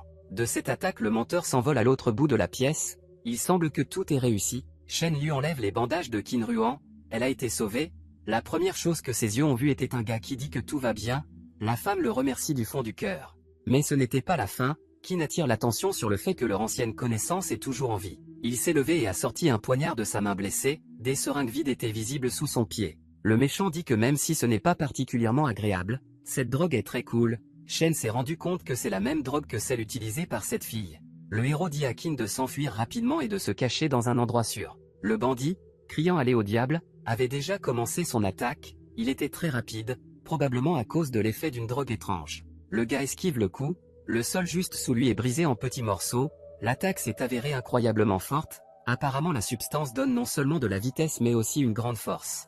Le méchant a immédiatement préparé une deuxième attaque, Shen décide de ne pas encore se précipiter et se met simplement en défense. Il a réussi à bloquer ce coup, mais cela ne change rien au fait qu'il était si fort que le gars a reculé de plusieurs mètres. Le héros décide de contre-attaquer, il attrape la main du bandit, lui, à son tour, ne s'attendait pas à de telles actions, le mouvement du gars était si rapide qu'il ne l'a même pas vu. Ayant reçu une fenêtre d'attaque, le gars frappe de toutes ses forces le ventre de l'ennemi, provoquant le saignement de la bouche du méchant. Shen veut en finir avec tout ici et maintenant, il prend un couteau et transperce la poitrine du sniper, c'était fini. Après cela, le gars a surveillé attentivement la situation pendant encore quelques instants, cette bataille n'a pas été facile pour lui. Lorsque Qin Ruan a vu que la bataille était terminée, elle a couru vers Shen et s'est jetée à son cou, elle lui en a été très reconnaissante. Il lui dit qu'elle ne devrait pas avoir peur, car maintenant tout est en ordre, mais la femme avait très peur. Soudain, le téléphone de Shen sonna. La voix au téléphone lui dit qu'ils avaient des problèmes et que Zhu Yongkang avait amené des gens pour les tuer, le héros était choqué, il ne s'attendait pas à une telle trahison. La situation s'est avérée très difficile, le traître a amené de nombreuses personnes avec des mitrailleuses, ils ont bloqué la seule entrée du bâtiment. Wang Bei s'est caché avec son otage derrière une colonne de béton et a tenté de toutes ses forces de riposter. Shen Liu est venu à la rescousse et a demandé si son voisin allait bien. Il a répondu qu'il allait bien et a demandé ce qu'il avait entre les mains. Le gars avec un sourire sur le visage dit que bientôt il comprendra tout lui-même. Les héros, cachés derrière les murs de béton, sont surpris que, pour une raison quelconque, les méchants aient arrêté de tirer. Zhu Yongkang s'est adressé à eux par haut-parleur, leur disant de sortir et qu'il n'est pas leur ennemi, il veut juste que Chan Yunfuk meure. Shen comprend que le bandit ment, car on ne peut jamais faire confiance à un gars comme lui. Zhu a poursuivi la conversation, les persuadant davantage de quitter volontairement le bâtiment, il dit qu'il est juste venu les chercher. Soudain, le gars dit qu'il accepte de partir, mais il n'y parvient toujours pas, à ce moment-là il lance la grenade qu'il tenait dans ses mains. Les bandits relevèrent tous la tête, essayant de comprendre ce qui volait vers eux. Shen leur dit d'essayer la puissance de leur propre bombe et appuie sur le bouton, ce qui est immédiatement suivi d'une explosion d'une puissance énorme. L'explosion a touché presque tous les méchants, ils ne pouvaient plus se battre normalement. L'un des méchants dit à son patron que toutes les personnes sont blessées. Zhu Yongkang est très en colère parce que leur propre bombe a été utilisée contre lui. Le leader n'a pas eu le temps de finir sa phrase, quand soudain l'homme qui se tenait à côté de lui a reçu une balle dans la tête. Zhu ordonne aux personnes restantes de tirer immédiatement sur Shen, car il arrive et était déjà assez proche. Mais rien ne marche pour eux, le gars s'est avéré beaucoup plus précis, il élimine ses charges et pointe une arme sur la tête de leur chef. En disant que tout était fini, le héros était sur le point d'appuyer sur la gâchette. Mais littéralement une seconde avant cela, un coup de feu a été entendu d'un autre endroit, la balle a touché le gars en plein dans la poitrine, le faisant saigner. Il s'est avéré que c'était une fille aux cheveux bleus qui avait tiré, le gars est tombé au sol à cause de la blessure qu'il a reçue, Zhu n'en croyait pas ses propres yeux, ils ont réussi, son garde du corps dit qu'ils ont gagné et qu'elle peut désormais régler de vieux comptes. En lui disant à quel point son assistant est formidable, le chef des bandits pousse le gars et lui demande ce qui s'est passé et pourquoi il ne fait rien de plus. Puis il se passe quelque chose auquel il ne s'attendait certainement pas, le gars a soudainement attrapé sa jambe avec sa main et l'a assommé d'un seul coup. La jeune fille aux cheveux bleus était également perplexe, seulement lorsqu'elle se retourna, le couteau que le héros lui avait lancé lui vola dans la gorge. Elle tombe par terre, et le gars est content d'avoir enfilé un gilet pare-balles et une poche de sang, ça lui a sauvé la vie. Mais ce soir, il n'était pas le seul à être surpris, la fille qui devrait déjà être morte se lève brusquement, elle a encore utilisé une sorte de substance. En se levant, elle dit d'un air fou que ce nouveau type de drogue est très bien. Ses yeux étaient pleins et furieux, elle se précipita sur le gars et le frappa de toutes ses forces, mais il parvint à bloquer le coup. L'impact a été très puissant, l'onde de choc s'est dispersée sur plusieurs mètres et a soulevé toute la poussière alentour. Le gars a esquivé le coup suivant et a lancé une contre-attaque avec un coup précis au ventre. Avec ce coup, n'importe quel combattant serait tombé, mais pour une raison quelconque, elle a continué à se tenir debout, le héros décide de frapper à nouveau.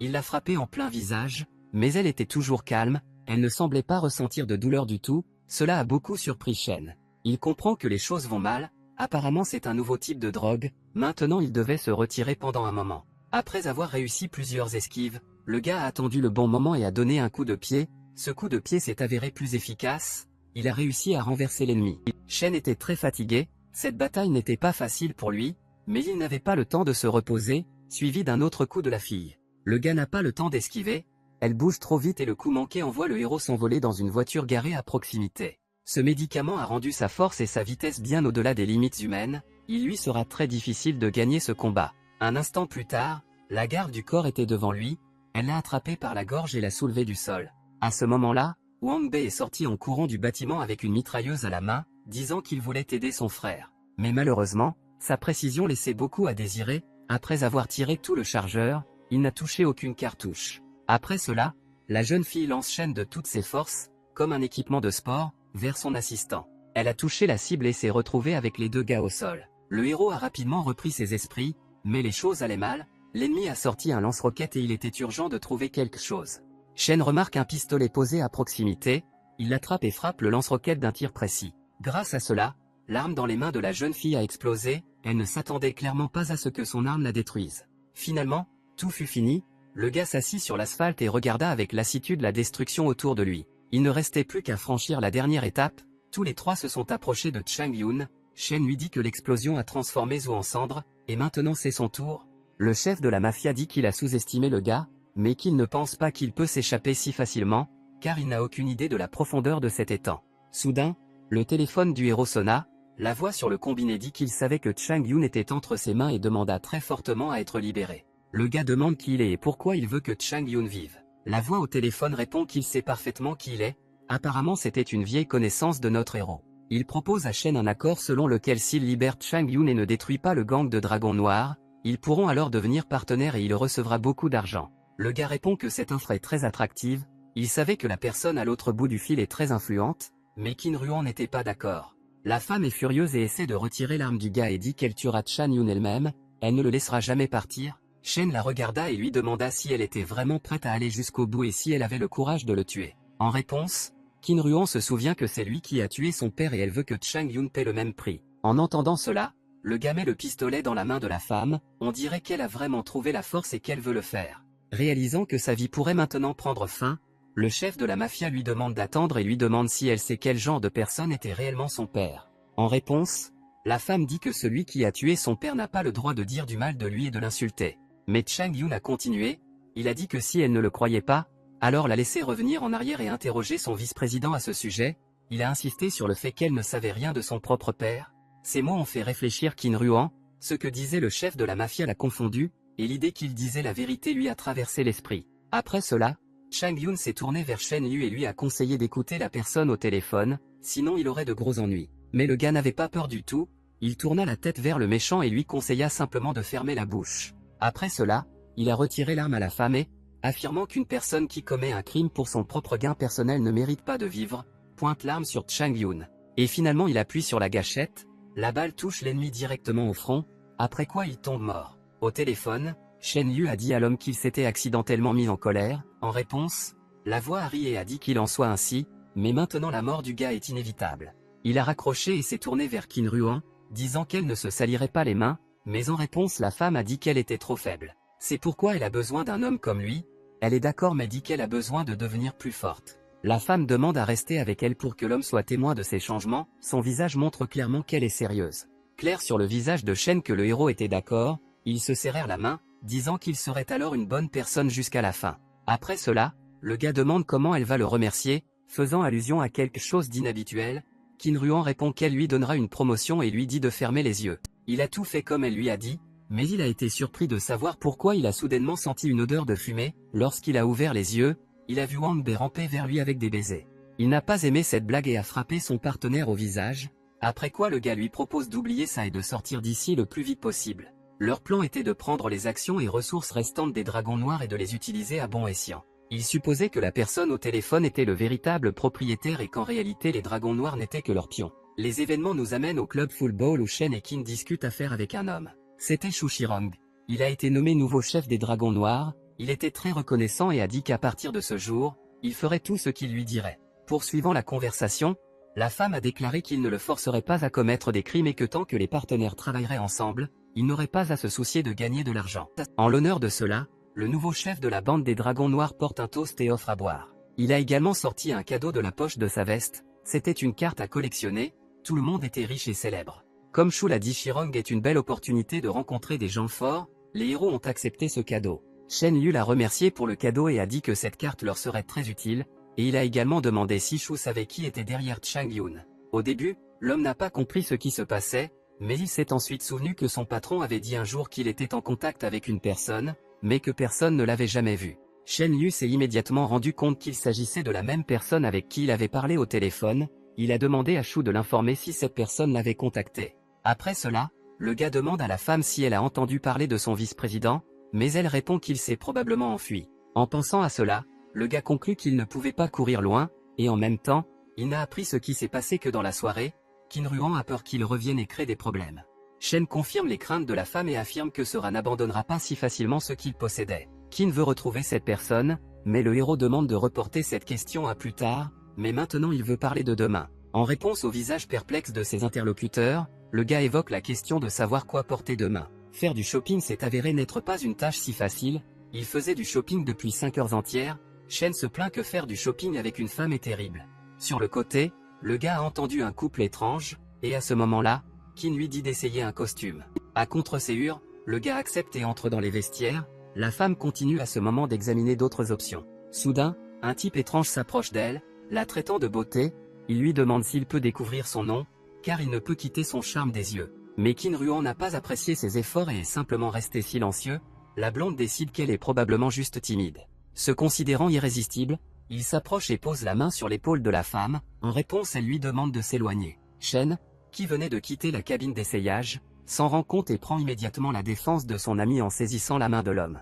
Bondin était furieux, il n'avait pas l'habitude d'être traité ainsi depuis des années. L'homme a demandé au gars qui il était et comment osait-il le déranger. Le héros l'ignore, mais cela rend l'homme encore plus en colère. Il décide de riposter et attaque par derrière. Mais le gars a esquivé le coup sans même se retourner. L'homme essaie de lui donner un coup de pied, mais il se déplace à nouveau sur le côté d'un mouvement adroit. Cette situation a complètement fait sortir le blond et lui-même de son esprit et il s'est précipité avec ses poings sur Shen, mais peu importe à quel point il a essayé, pas un seul coup n'a atteint la cible. À la fin, il était fatigué, l'homme ne comprenait pas comment ce type faisait ça, et le héros, le taquinant, dit que s'il salissait ce costume, il devra payer pour cela. Ces mots donnèrent au blond la force d'encaisser un autre coup, mais Shen perdit patience et assomma le parvenu d'un seul coup. Le coup a été violent, le nez de l'homme a commencé à saigner. Lorsqu'il s'est rendu compte qu'il avait perdu, il a commencé à menacer qu'il appartenait à l'influente famille Wang. Ensuite, l'histoire nous emmène dans un bureau où est assis un homme nommé Wang Xinglong, il est le président du groupe Wang. Soudain, une jeune et jolie secrétaire entre dans son bureau en annonçant que son jeune maître a des ennuis. Elle a montré à Wang Xinglong une vidéo de son fils battu par Shen. À partir de cette scène, l'homme devient furieux, on dirait que ce type aux cheveux bleus est fatigué de la vie. La secrétaire dit qu'elle a trouvé cet homme et prévient que si cette vidéo est diffusée sur le réseau, son patron perdra la face. Il dit à la fille de ne pas s'inquiéter et il réglera complètement le problème, après quoi elle accepte et part. L'homme a découvert toutes les informations disponibles sur le héros et, dans son monologue, il dit qu'il existe un chemin vers le paradis et l'enfer, mais le gars n'ira nulle part, car demain il mourra. Pendant ce temps, après les courses, le couple est allé déjeuner dans un restaurant. Qin fait une remarque à Shen, car il se comporte de manière indécente, et demande, puisqu'il est seul avec la fille, qu'il doit se comporter de manière appropriée. En réponse, le gars dit que faire du shopping avec elle était plus fatigant qu'un marathon et qu'il doit maintenant rattraper le temps perdu avec de la bonne nourriture. Après avoir rempli son ventre de nourriture au maximum, Shen, satisfait, se pencha en arrière sur sa chaise et Qin dit qu'il ne savait même pas flirter, ce qui signifie qu'il ne méritait pas cette nourriture. À ce moment-là, le gars semblait coincé, il est immédiatement devenu beaucoup plus sérieux. Après cela, il a pris la jeune fille par la main et lui a dit qu'avant qu'elle vienne à lui, sa vie était comme une mare d'eau stagnante, jusqu'à ce qu'elle apparaisse comme une étoile dans le ciel qui brille plus que le soleil. À partir de tels mots, Qin Ruan était fascinée, elle s'est rendue compte qu'elle se trompait complètement lorsqu'elle a dit que le gars ne savait pas flirter. Poursuivant son discours, le héros dit qu'elle n'est pas comme les étoiles dans le ciel, mais qu'elle est fermement gravée dans son cœur. La jeune fille regarda Shen avec des yeux fascinés, il termina par une phrase demandant si elle, en tant qu'amante, pourrait terminer ce dîner. Qin n'a pas compris de quoi il parlait au début, mais il s'est avéré qu'il lui a simplement demandé de payer l'addition du dîner. Qin était très en colère, elle a attrapé une chaise, à ce moment-là elle voulait tuer cet imbécile. Après cela, ils sont rentrés chez eux, c'était déjà le soir dehors, dans la voiture le héros s'est excusé et a dit que c'était juste une facture qu'elle avait payée. Soudain il remarque un SUV dans le rétroviseur, la voiture les suit depuis longtemps, Shen comprend que quelqu'un les surveille depuis longtemps. À un moment donné, le SUV a commencé à le dépasser et il s'est avéré que 4 soldats lourdement armés étaient assis à l'intérieur. Sentant le danger, le gars prend une décision et tourne le volant, ce qui fait que la voiture franchit la clôture et glisse dans la forêt. Quand les mercenaires ont vu cela, ils ont demandé à leur patron quoi faire ensuite. En réponse, ils ont entendu qu'il n'y avait qu'une seule issue, ils devaient les suivre.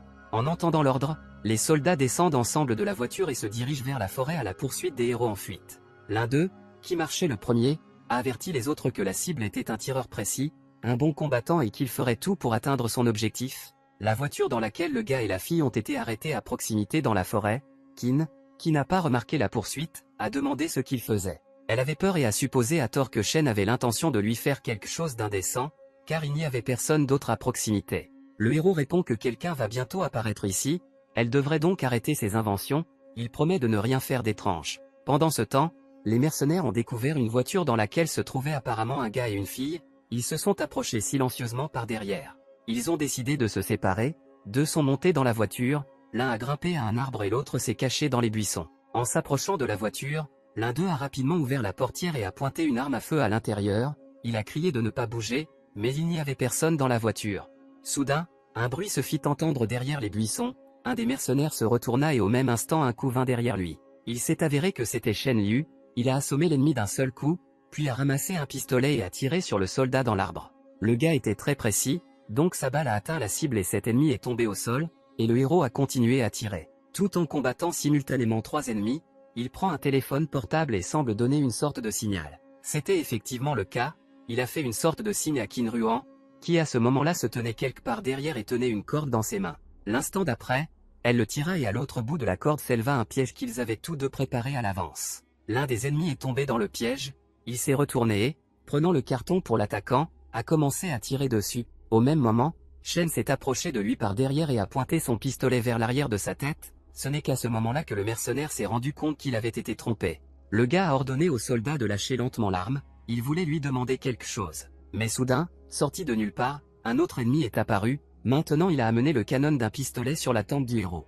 Les choses allaient mal, son compagnon a également été découvert et capturé, la situation prend une tournure inattendue. Le gars comprend qu'il avait beaucoup de problèmes, il devait rapidement élaborer une sorte de plan pour se sauver ainsi que Qin Ruan. Le mercenaire dit à Shen de laisser tomber son arme et de lever les mains, sinon il ne pourra pas garantir la sécurité de cette belle femme. À ce moment, le méchant se réjouissait, il était heureux car il avait préparé son meilleur gilet, ce qui l'avait sauvé d'un coup direct de balle. Réalisant que l'avantage n'est pas de son côté, le héros lève les mains, c'était désormais la meilleure décision. Au même moment, l'un des mercenaires tente de contacter l'autre, mais il ne répond pas, tout le monde autour de lui pense qu'il est mort. Mais cela ne dérange vraiment personne, car moins il y a de monde, plus chacun recevra d'argent, de plus, le patron n'avait besoin que d'un homme, et la fille pourrait être utile à quelqu'un d'autre. Shen Liu, debout, les mains levées, demande qui les a envoyés ici, en réponse il entend que personne ne le sait, on peut seulement dire que c'était l'un des gros bonnets.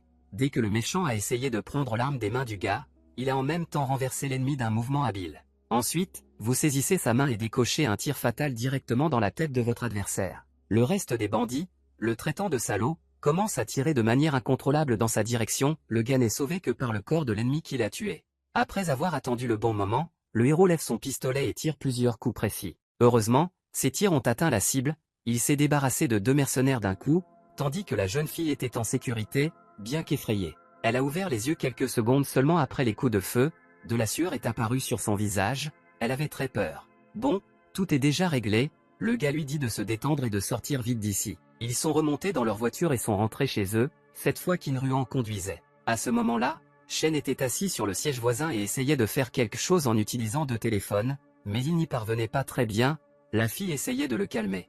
Qin Ruan s'est excusé de lui avoir encore causé des ennuis, car ils n'ont accepté que de l'aide avec les dragons noirs. Shen répond qu'elle est vraiment comme un désastre. La fille voulait clairement entendre une autre réponse. Même si les choses n'allaient pas bien pour le gars, un sourire et une confiance étaient toujours visibles sur son visage. Après tout, il n'est pas un lâche et il a la force de détruire quiconque tente de le tromper ou de lui faire du mal de quelque manière que ce soit. La jeune fille remarque qu'il ne semble vraiment pas être une personne, mais en même temps, il reste heureux avec elle. Le héros plaisante encore une fois avec elle et dit que cela ne le dérange pas de s'amuser avec elle. Après quoi, il reçoit à juste titre une gifle en disant que ce n'est pas le moment des blagues stupides. Shen s'excuse et dit que ce n'est qu'une blague, mais elle comprend elle-même pourquoi il l'aide toujours. La raison est assez simple, ils s'utilisent mutuellement, il la protège et elle subvient à ses besoins. En fait, tout cela ne fait que préparer le gars pour le voyage à Pékin.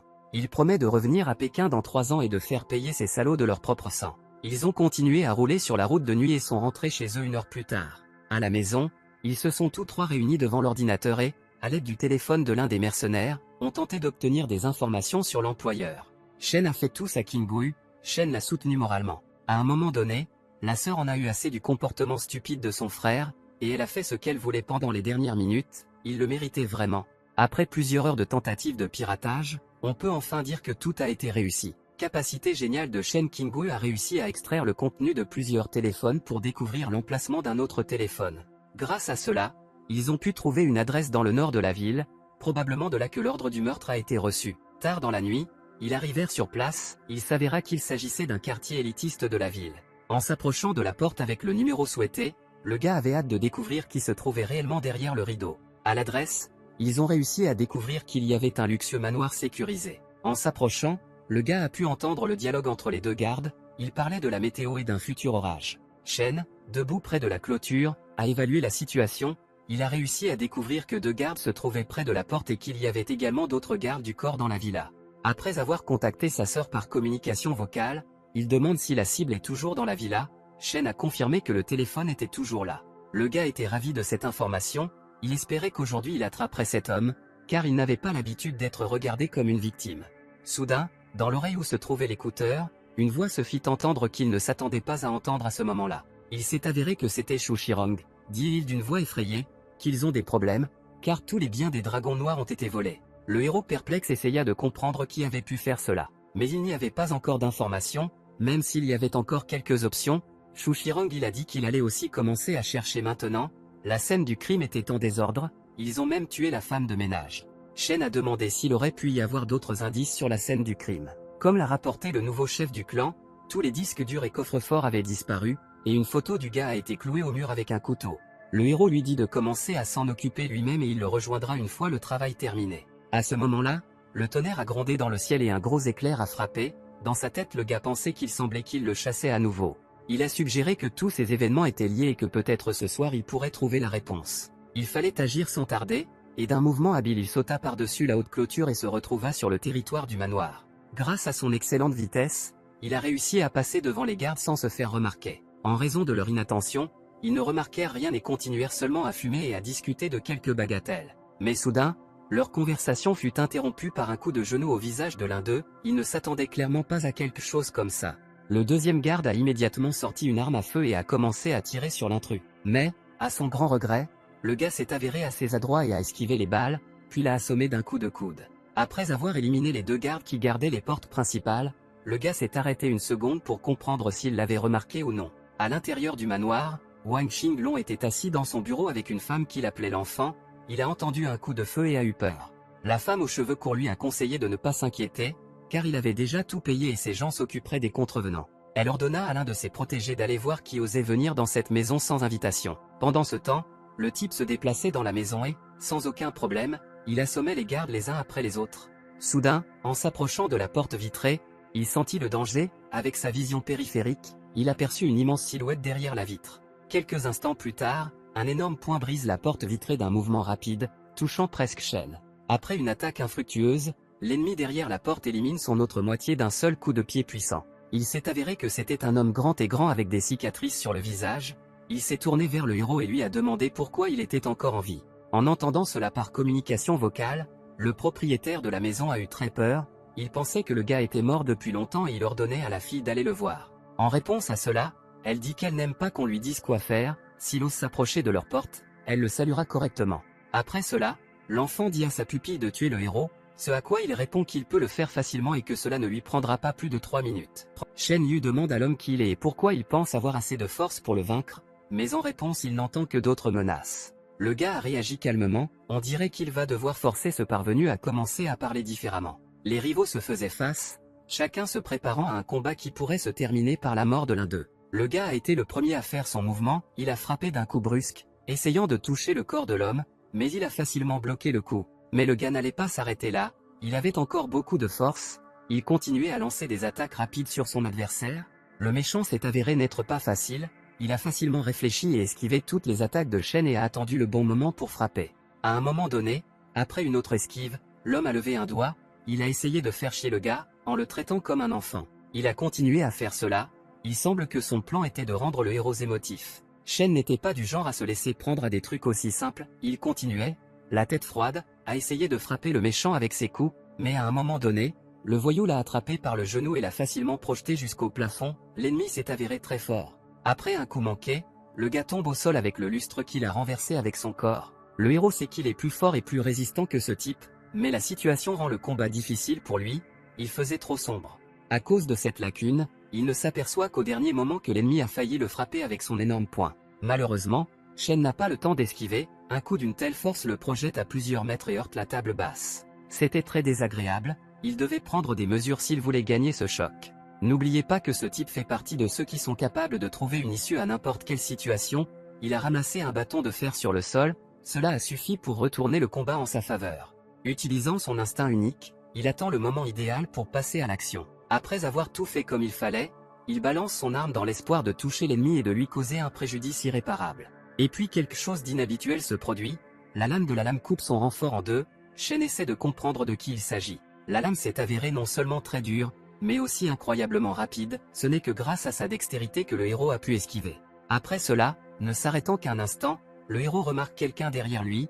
Comment pourrait-il se retrouver derrière lui? Immédiatement suivi d'un coup de poing au visage de Shen, il n'a pas pu suivre le deuxième adversaire. Cela l'a amené à se retrouver à nouveau au sol. probablement le désastre le plus difficile dans lequel il ait jamais connu. La colère était visible sur son visage, il n'aimait pas que des méthodes de combat aussi viles soient utilisées contre lui. En conséquence, il se retrouve dans une situation où tout faux mouvement pourrait être son dernier, deux ennemis très puissants se tenaient juste au-dessus de lui. L'homme aux yeux bandés se souvient que 3 minutes se sont déjà écoulées, ce qui signifie que le temps du voyou est écoulé, maintenant c'est son tour. Le sourire aux lèvres, il promet qu'il n'aura même pas besoin de 3 minutes, 2 suffiront. Mais Shen n'allait pas abandonner, il remarqua que la plus grande erreur lors d'un combat était de mal évaluer la force de l'adversaire, il était tendu, la sueur coulait sur son visage, il avait besoin de se concentrer pleinement, car son ennemi était inhabituel. Il faisait très sombre autour, la lumière n'est entrée dans la pièce que pendant quelques secondes d'éclair, juste à ce moment-là, le gars a remarqué l'attaque. À en juger par l'apparence de l'homme, l'obscurité dans la pièce ne le dérangeait en rien, il était très probablement aveugle. Cependant, cela ne l'a pas empêché de lancer des attaques rapides avec sa lame tranchante, le héros a à peine réussi à s'échapper avec succès. Shen décide d'utiliser un pistolet, estimant que si l'ennemi ne le voit pas, il ne pourra pas comprendre qu'il a sorti un pistolet. Mais d'une manière incroyable, l'homme aux yeux bandés s'est rendu compte que le héros avait sorti une arme à feu, et de ce fait, il est resté indemne. Et immédiatement après avoir réussi à esquiver, l'adversaire porte un coup de lame horizontale, Shen a dû faire de gros efforts pour sauver sa vie. S'appuyant sur sa main, il se défend d'une autre attaque avec un pistolet, la position dans laquelle il se trouvait était très mauvaise. Pourtant, par miracle, il parvient à frapper l'épéiste au visage avec son poing, cela permettra au gars de gagner quelques secondes pour lui-même. Profitant de l'instant, le gars recule et se relève, il lui reste encore quelques cartouches dans le chargeur du pistolet. Le héros pointe le canon vers l'adversaire et tire un grand nombre de coups. Il semblait voler droit vers la cible, dans quelques instants tout était censé se terminer par la victoire de Shen. Cependant, l'ennemi avait un avis différent, il a réussi à esquiver une balle et, grâce à son incroyable habileté, il repousse l'autre avec une lame. Cet homme était un véritable maître de son métier, le héros ne comprend toujours pas comment il arrive à lire le mouvement d'une balle alors qu'il ne peut pas voir. La scène était fascinante, deux combattants incroyablement talentueux se faisaient face dans une pièce sombre, éclairée uniquement par des éclairs. L'épéiste était pressé, car les 2 minutes qu'il s'était assignées pour le meurtre étaient censées expirer d'une seconde à l'autre. Shen tire à nouveau, mais la balle passe à nouveau perfidement et touche le mur de béton. L'instant suivant, le gars ressent la présence d'un ennemi derrière lui pour la deuxième fois en peu de temps. L'épéiste sauta hors de l'obscurité et mit toute son habileté dans ce coup, il était sûr qu'il serait victorieux. Mais sa lame n'était pas destinée à atteindre le héros, mais le méchant ressentit une douleur brûlante dans la poitrine, c'était une balle, il s'est avéré que le gars a secrètement tiré à travers sa veste au bon moment, juste pendant l'attaque ennemie. Allongé sur le sol dans une mare de son propre sang, l'épéiste a essayé de savoir auprès du gars comment il comprenait dans quelle direction tirer. En fait, Shen ne savait pas exactement où tirer, alors il a simplement attiré le méchant au bon endroit. Il l'a fait à l'aide de coups de feu, s'en rendant compte, l'homme avec un bandage sur la tête s'est rendu compte de son erreur, il est devenu très en colère. Il était intéressé par la question de savoir pourquoi le gars lui avait permis de se mettre derrière lui et de l'attaquer. La réponse était que l'ouïe et la perception de l'épéiste étaient trop bonnes, le héros ne pouvait donc compter que sur la chance. Mais l'ennemi ne se contentait pas d'une telle réponse, il devait découvrir la raison de sa défaite avant de mourir. Shen a testé les limites des capacités de son adversaire à l'aide de balles, cela lui a permis de trouver un trou dans sa défense, cela lui a coûté 4 tirs. Le héros n'a plus eu le temps de discuter, il en finit avec l'épéiste et fonce, il lui reste encore beaucoup à faire. Il n'y avait pas de temps pour se reposer, immédiatement après avoir vaincu l'épéiste, un voyou l'attaqua d'un coup puissant venant d'en haut. Le gars s'enfuit à la dernière seconde, et le coup touche un mur de pierre qui se brise en petits morceaux. Profitant de l'instant, Shen tire sur le méchant, cette fois la balle atteint rapidement sa cible, il y avait des éclaboussures de sang autour. Le voyou a parlé de vengeance et de meurtre du gars, mais il saignait, il avait probablement déjà perdu. Une seconde plus tard, il tombe sur le sol en pierre, apparemment, ces mots sur la vengeance de son frère sont devenus son dernier discours. Shen appréciait les capacités des deux frères, mais ils étaient encore trop faibles pour lui résister. Soudain, accompagné d'un éclair, le gars eut à nouveau le sentiment que quelqu'un se tenait derrière lui. C'était un voyou, il a réussi à attraper le héros à la gorge et a commencé à l'étouffer, le gars n'en croyait pas ses propres yeux. Le géant avait l'apparence d'une bête sauvage, ses yeux semblaient brûler d'une flamme vive et un seul mot de vengeance sortait de ses lèvres. Le gars, à bout de force, a levé sa main droite avec laquelle il tenait un pistolet, il n'avait presque plus d'air, il a dû agir vite. Il a quand même réussi, il a pu tirer sur l'ennemi directement dans la tête, la brute tomba sur le dos, sa tête fut touchée, mais Shen n'était pas pressé de baisser son arme, on pouvait tout attendre de cet homme. Après cela, le héros a lancé le pistolet, il n'avait toujours plus de cartouches, il a été choqué par la force de son ennemi, il a pu continuer la bataille après avoir reçu une balle dans la poitrine. Pendant ce temps, dans le bureau de Wang Xing, L'enfant était en train de finir une autre cigarette, elle était visiblement très irritée. Wang Qin lui-même a fait une valise, on dirait qu'il y a mis des choses qui étaient importantes pour lui. Il le prit dans ses mains et s'approcha de son garde. Après qu'ils furent sûrs que tout était en ordre, l'homme était prêt à partir, mais soudain, la femme a pointé son arme sur celui qu'elle était censée protéger. C'était inattendu, il lui a payé beaucoup d'argent. Il s'est avéré qu'elle était furieuse que ses deux frères soient morts en défendant un monstre comme lui, une perte qui ne pouvait être mesurée en argent. En réponse, l'homme note qu'ils ont simplement mal évalué leur force et qu'il n'est pas nécessaire de lui rejeter toute la faute, elle ne peut pas simplement le tuer. La femme tenait le pistolet chargé et son doigt était sur la gâchette. À ce moment-là, la question se décidait dans sa tête de savoir si elle devait laisser Wang Qin en vie ou non.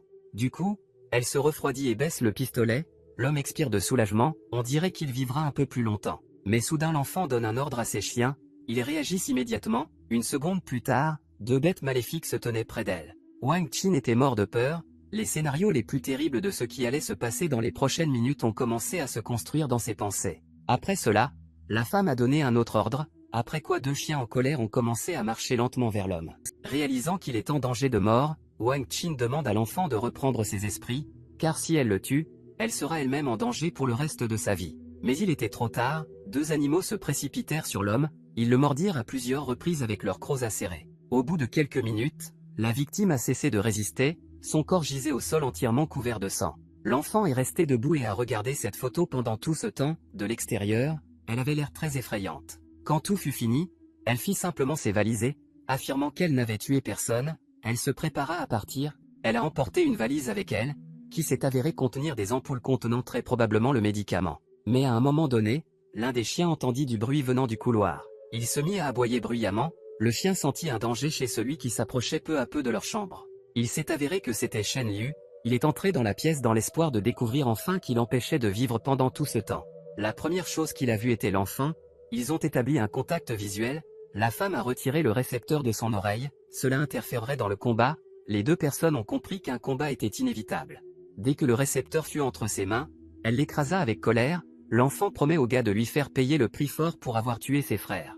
Le héros était surpris par la situation dans la pièce. Il ne comprenait pas pourquoi ils se battaient entre eux. Après cela, il remarqua un coffre-fort et un disque dur. Ce sont des choses qui avaient été récemment volées au clan du Dragon Noir. Le gars s'est rendu compte qu'il était au bon endroit. Il allait montrer toute sa haine, même si une femme lui tenait tête. L'enfant n'a pas écouté ce bavardage. À la place, elle a ordonné à ses fidèles chiens d'attaquer Shen. À la même seconde, ils se sont précipités sur le gars. Il semblait qu'ils étaient encore plus en colère que d'habitude. Le héros avait peur. Il ne s'attendait pas du tout à ce que son rival soit propriétaire de deux chiens enragés. Heureusement, il a emporté avec lui le couteau de ces types avec lesquels il s'était battu auparavant. Les gens utilisent ces couteaux pour combattre les lions en Afrique.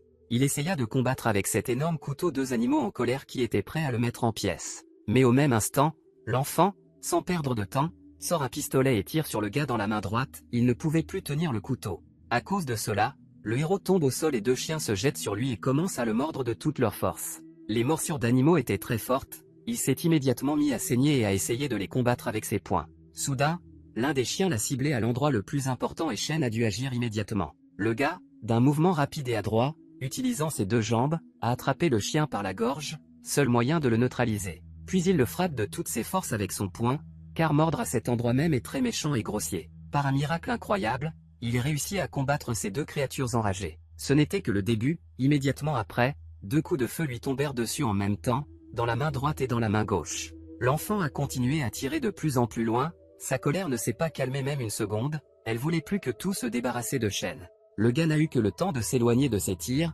Il devait faire de gros efforts pour survivre dans cette situation. Même si la femme était à court de munitions, la colère sur son visage était aussi vive qu'au moment où elle a appris la mort de ses frères. Même sans munitions, elle représentait un grand danger. Deux chiens avaient déjà repris conscience et étaient prêts à attaquer à nouveau. Le gars s'est levé. Bien que la blessure causée par les balles n'ait pas endommagé ses os, mais elle gêne ses mouvements, il ne peut utiliser que cette astuce. Il se mit en position et mit son doigt dans sa chaussure. Il attendit le moment où les chiens s'approcheraient le plus possible de lui. Il s'est avéré que son astuce consistait à attaquer les chiens avec ses pattes, qui portaient des chaussettes qu'il n'avait pas lavées depuis au moins un mois. Curieusement, cela a fonctionné très efficacement. Les deux animaux ont été neutralisés et l'enfant a tout regardé avec dégoût. Cela ne suffisait pas au gars, ces animaux l'énervaient trop, il allait leur donner une leçon. Prenant ses chaussettes à la main, il se lança à sa poursuite, et les chiens s'enfuirent de toute leur force. Mais ils ne pouvaient pas courir loin, ils étaient désormais neutralisés pour longtemps. Après cela, Shen se tourne vers la femme et, avec un regard joyeux, lui suggère de le combattre, et c'est tout ce que l'enfant voulait. Avec de la colère sur le visage, elle fut la première à attaquer, elle était très douée pour donner des coups de pied. Ils étaient très rapides, mais le gars était aussi bon, il a esquivé le premier coup avec facilité. Les coups suivants de la femme n'ont pas non plus réussi à atteindre leur cible, Shen les a esquivés très adroitement. Mais il s'est avéré que tous ces coups n'avaient pour but que de distraire le héros, à un moment donné, la femme l'a frappé d'en haut. Il était clair sur le visage de l'enfant qu'il s'agissait d'un coup inhabituel et qu'il ne s'était pas terminé par un simple mouvement de jambe. Il s'est avéré qu'une lame tranchante comme une lame était cachée dans ses chaussures, elle s'est arrêtée à 1 centimètre de l'œil du gars. Il a réussi à bloquer ce coup, mais il a pris beaucoup de risques car il lui restait très peu de visage. Pour se sauver, le gars prend une décision désespérée et saisit la lame de la lame avec ses dents. À un moment donné, les adversaires croisent leurs regards, la femme s'est avérée être une combattante incroyablement habile, on dirait qu'elle se préparait à frapper avec son autre jambe. C'était effectivement le cas, Shen n'avait que le temps de repousser ses coups de pied rapides et vifs. L'enfant était complètement dans les airs à un moment donné, sa technique de combat était très inhabituelle. Malgré cela, le héros a réussi à repousser toutes les attaques et à la jeter loin de lui. Mais en reculant, la rivale parvient à toucher la poitrine du bonhomme avec sa lame secrète, la blessure fut très douloureuse. À ce moment-là, l'enfant se préparait à mener une autre attaque, la confiance était visible sur son visage, elle croyait qu'elle gagnait. La femme se précipite immédiatement pour attaquer, même Shen ne pouvait pas suivre ses mouvements, ils étaient si rapides. Il parvint seulement à bloquer ses coups, cette fois c'était un coup du pied droit, immédiatement suivi d'un coup de la main gauche. À ce moment-là, le gars n'était pas sûr d'avoir le temps de le dévier. Mais il y parvient quand même, il ressent une douleur intense, il s'est avéré que le coup était non seulement violent, mais aussi fort. Ce n'était pas tout, d'un mouvement adroit la femme saisit la main du héros et la serra de toutes ses forces. Elle a réussi à attraper le gars, c'était très dangereux pour lui, une telle technique pouvait être fatale. De plus, il s'agissait d'une croix royale inhabituelle et spéciale, selon l'enfant, personne n'avait jamais réussi à y échapper. Telle position auparavant, il ne pouvait pas croire qu'une femme soit capable d'une telle chose. À ce moment, Shen était vraiment en colère et il a mis toutes ses forces pour résister à l'ennemi. Pourtant, il était encore plus fort qu'il n'y paraît à première vue, d'une seule main, il était capable de soulever la femme du sol. Après cela, il l'a jetée de toutes ses forces sur le sol, il était peu probable qu'elle se remette rapidement d'un tel coup. Le gars a apprécié les mouvements de l'enfant, mais a remarqué que lorsque l'adversaire est vraiment très fort, ils ne fonctionneront pas. Il a attaché la femme parce qu'il ne voulait pas partir tant qu'il ne lui aurait pas présenté ses excuses. Au même moment, à l'autre bout de la ville, un homme arrive une nouvelle fois avec un bouquet de fleurs. De la conversation entre les deux ouvriers, on peut comprendre qu'il s'agit d'un des 7 Chaos, ce n'est pas la première fois qu'il apporte un bouquet de fleurs à une femme nommée Wang Jin.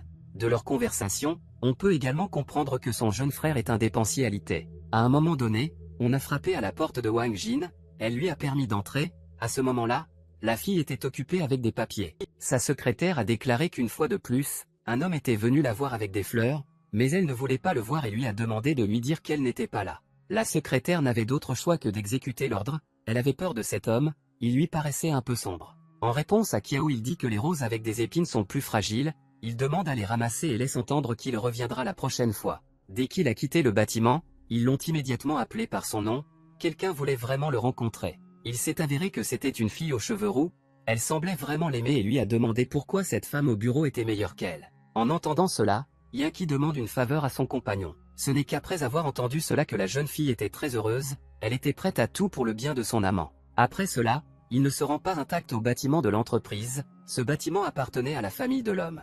Une fois à l'intérieur, ils ont utilisé un ascenseur spécial que seuls les clients VIP peuvent utiliser. Bizarrement, il ne montait pas mais descendait. La jeune fille était très surprise, elle ne savait pas que le bâtiment était si profond sous terre. Après cela, l'homme lui a pris la main et l'a conduite vers l'avant, il lui a demandé de le laisser lui montrer quelque chose de bien. Lorsqu'ils arrivèrent à l'étage souhaité et sortirent de l'ascenseur, il y avait un sol en verre sous les pieds de la jeune fille, ce qui lui fit peur. Encore plus bas se trouvait un immense enclos dans lequel vivaient plusieurs lions africains. Yoon Kui il dit que ces lions sont ses animaux de compagnie, et sa compagne, essayant de cacher sa peur, dit qu'elle les aime vraiment. Après cela, l'homme dit qu'il est très touché qu'elle soit prête à faire cela pour lui, mais la jeune fille n'a pas compris de quoi elle parlait. Soudain, elle disparaît quelque part sous ses pieds et commence à tomber. À ce moment-là, toute sa vie défila devant ses yeux, elle comprit qu'à cet instant elle s'envolait dans une petite pièce où sa vie allait se terminer. Le psychopathe se tenait au sommet et regardait tout cela, il était reconnaissant envers son compagnon de rendre ses animaux heureux.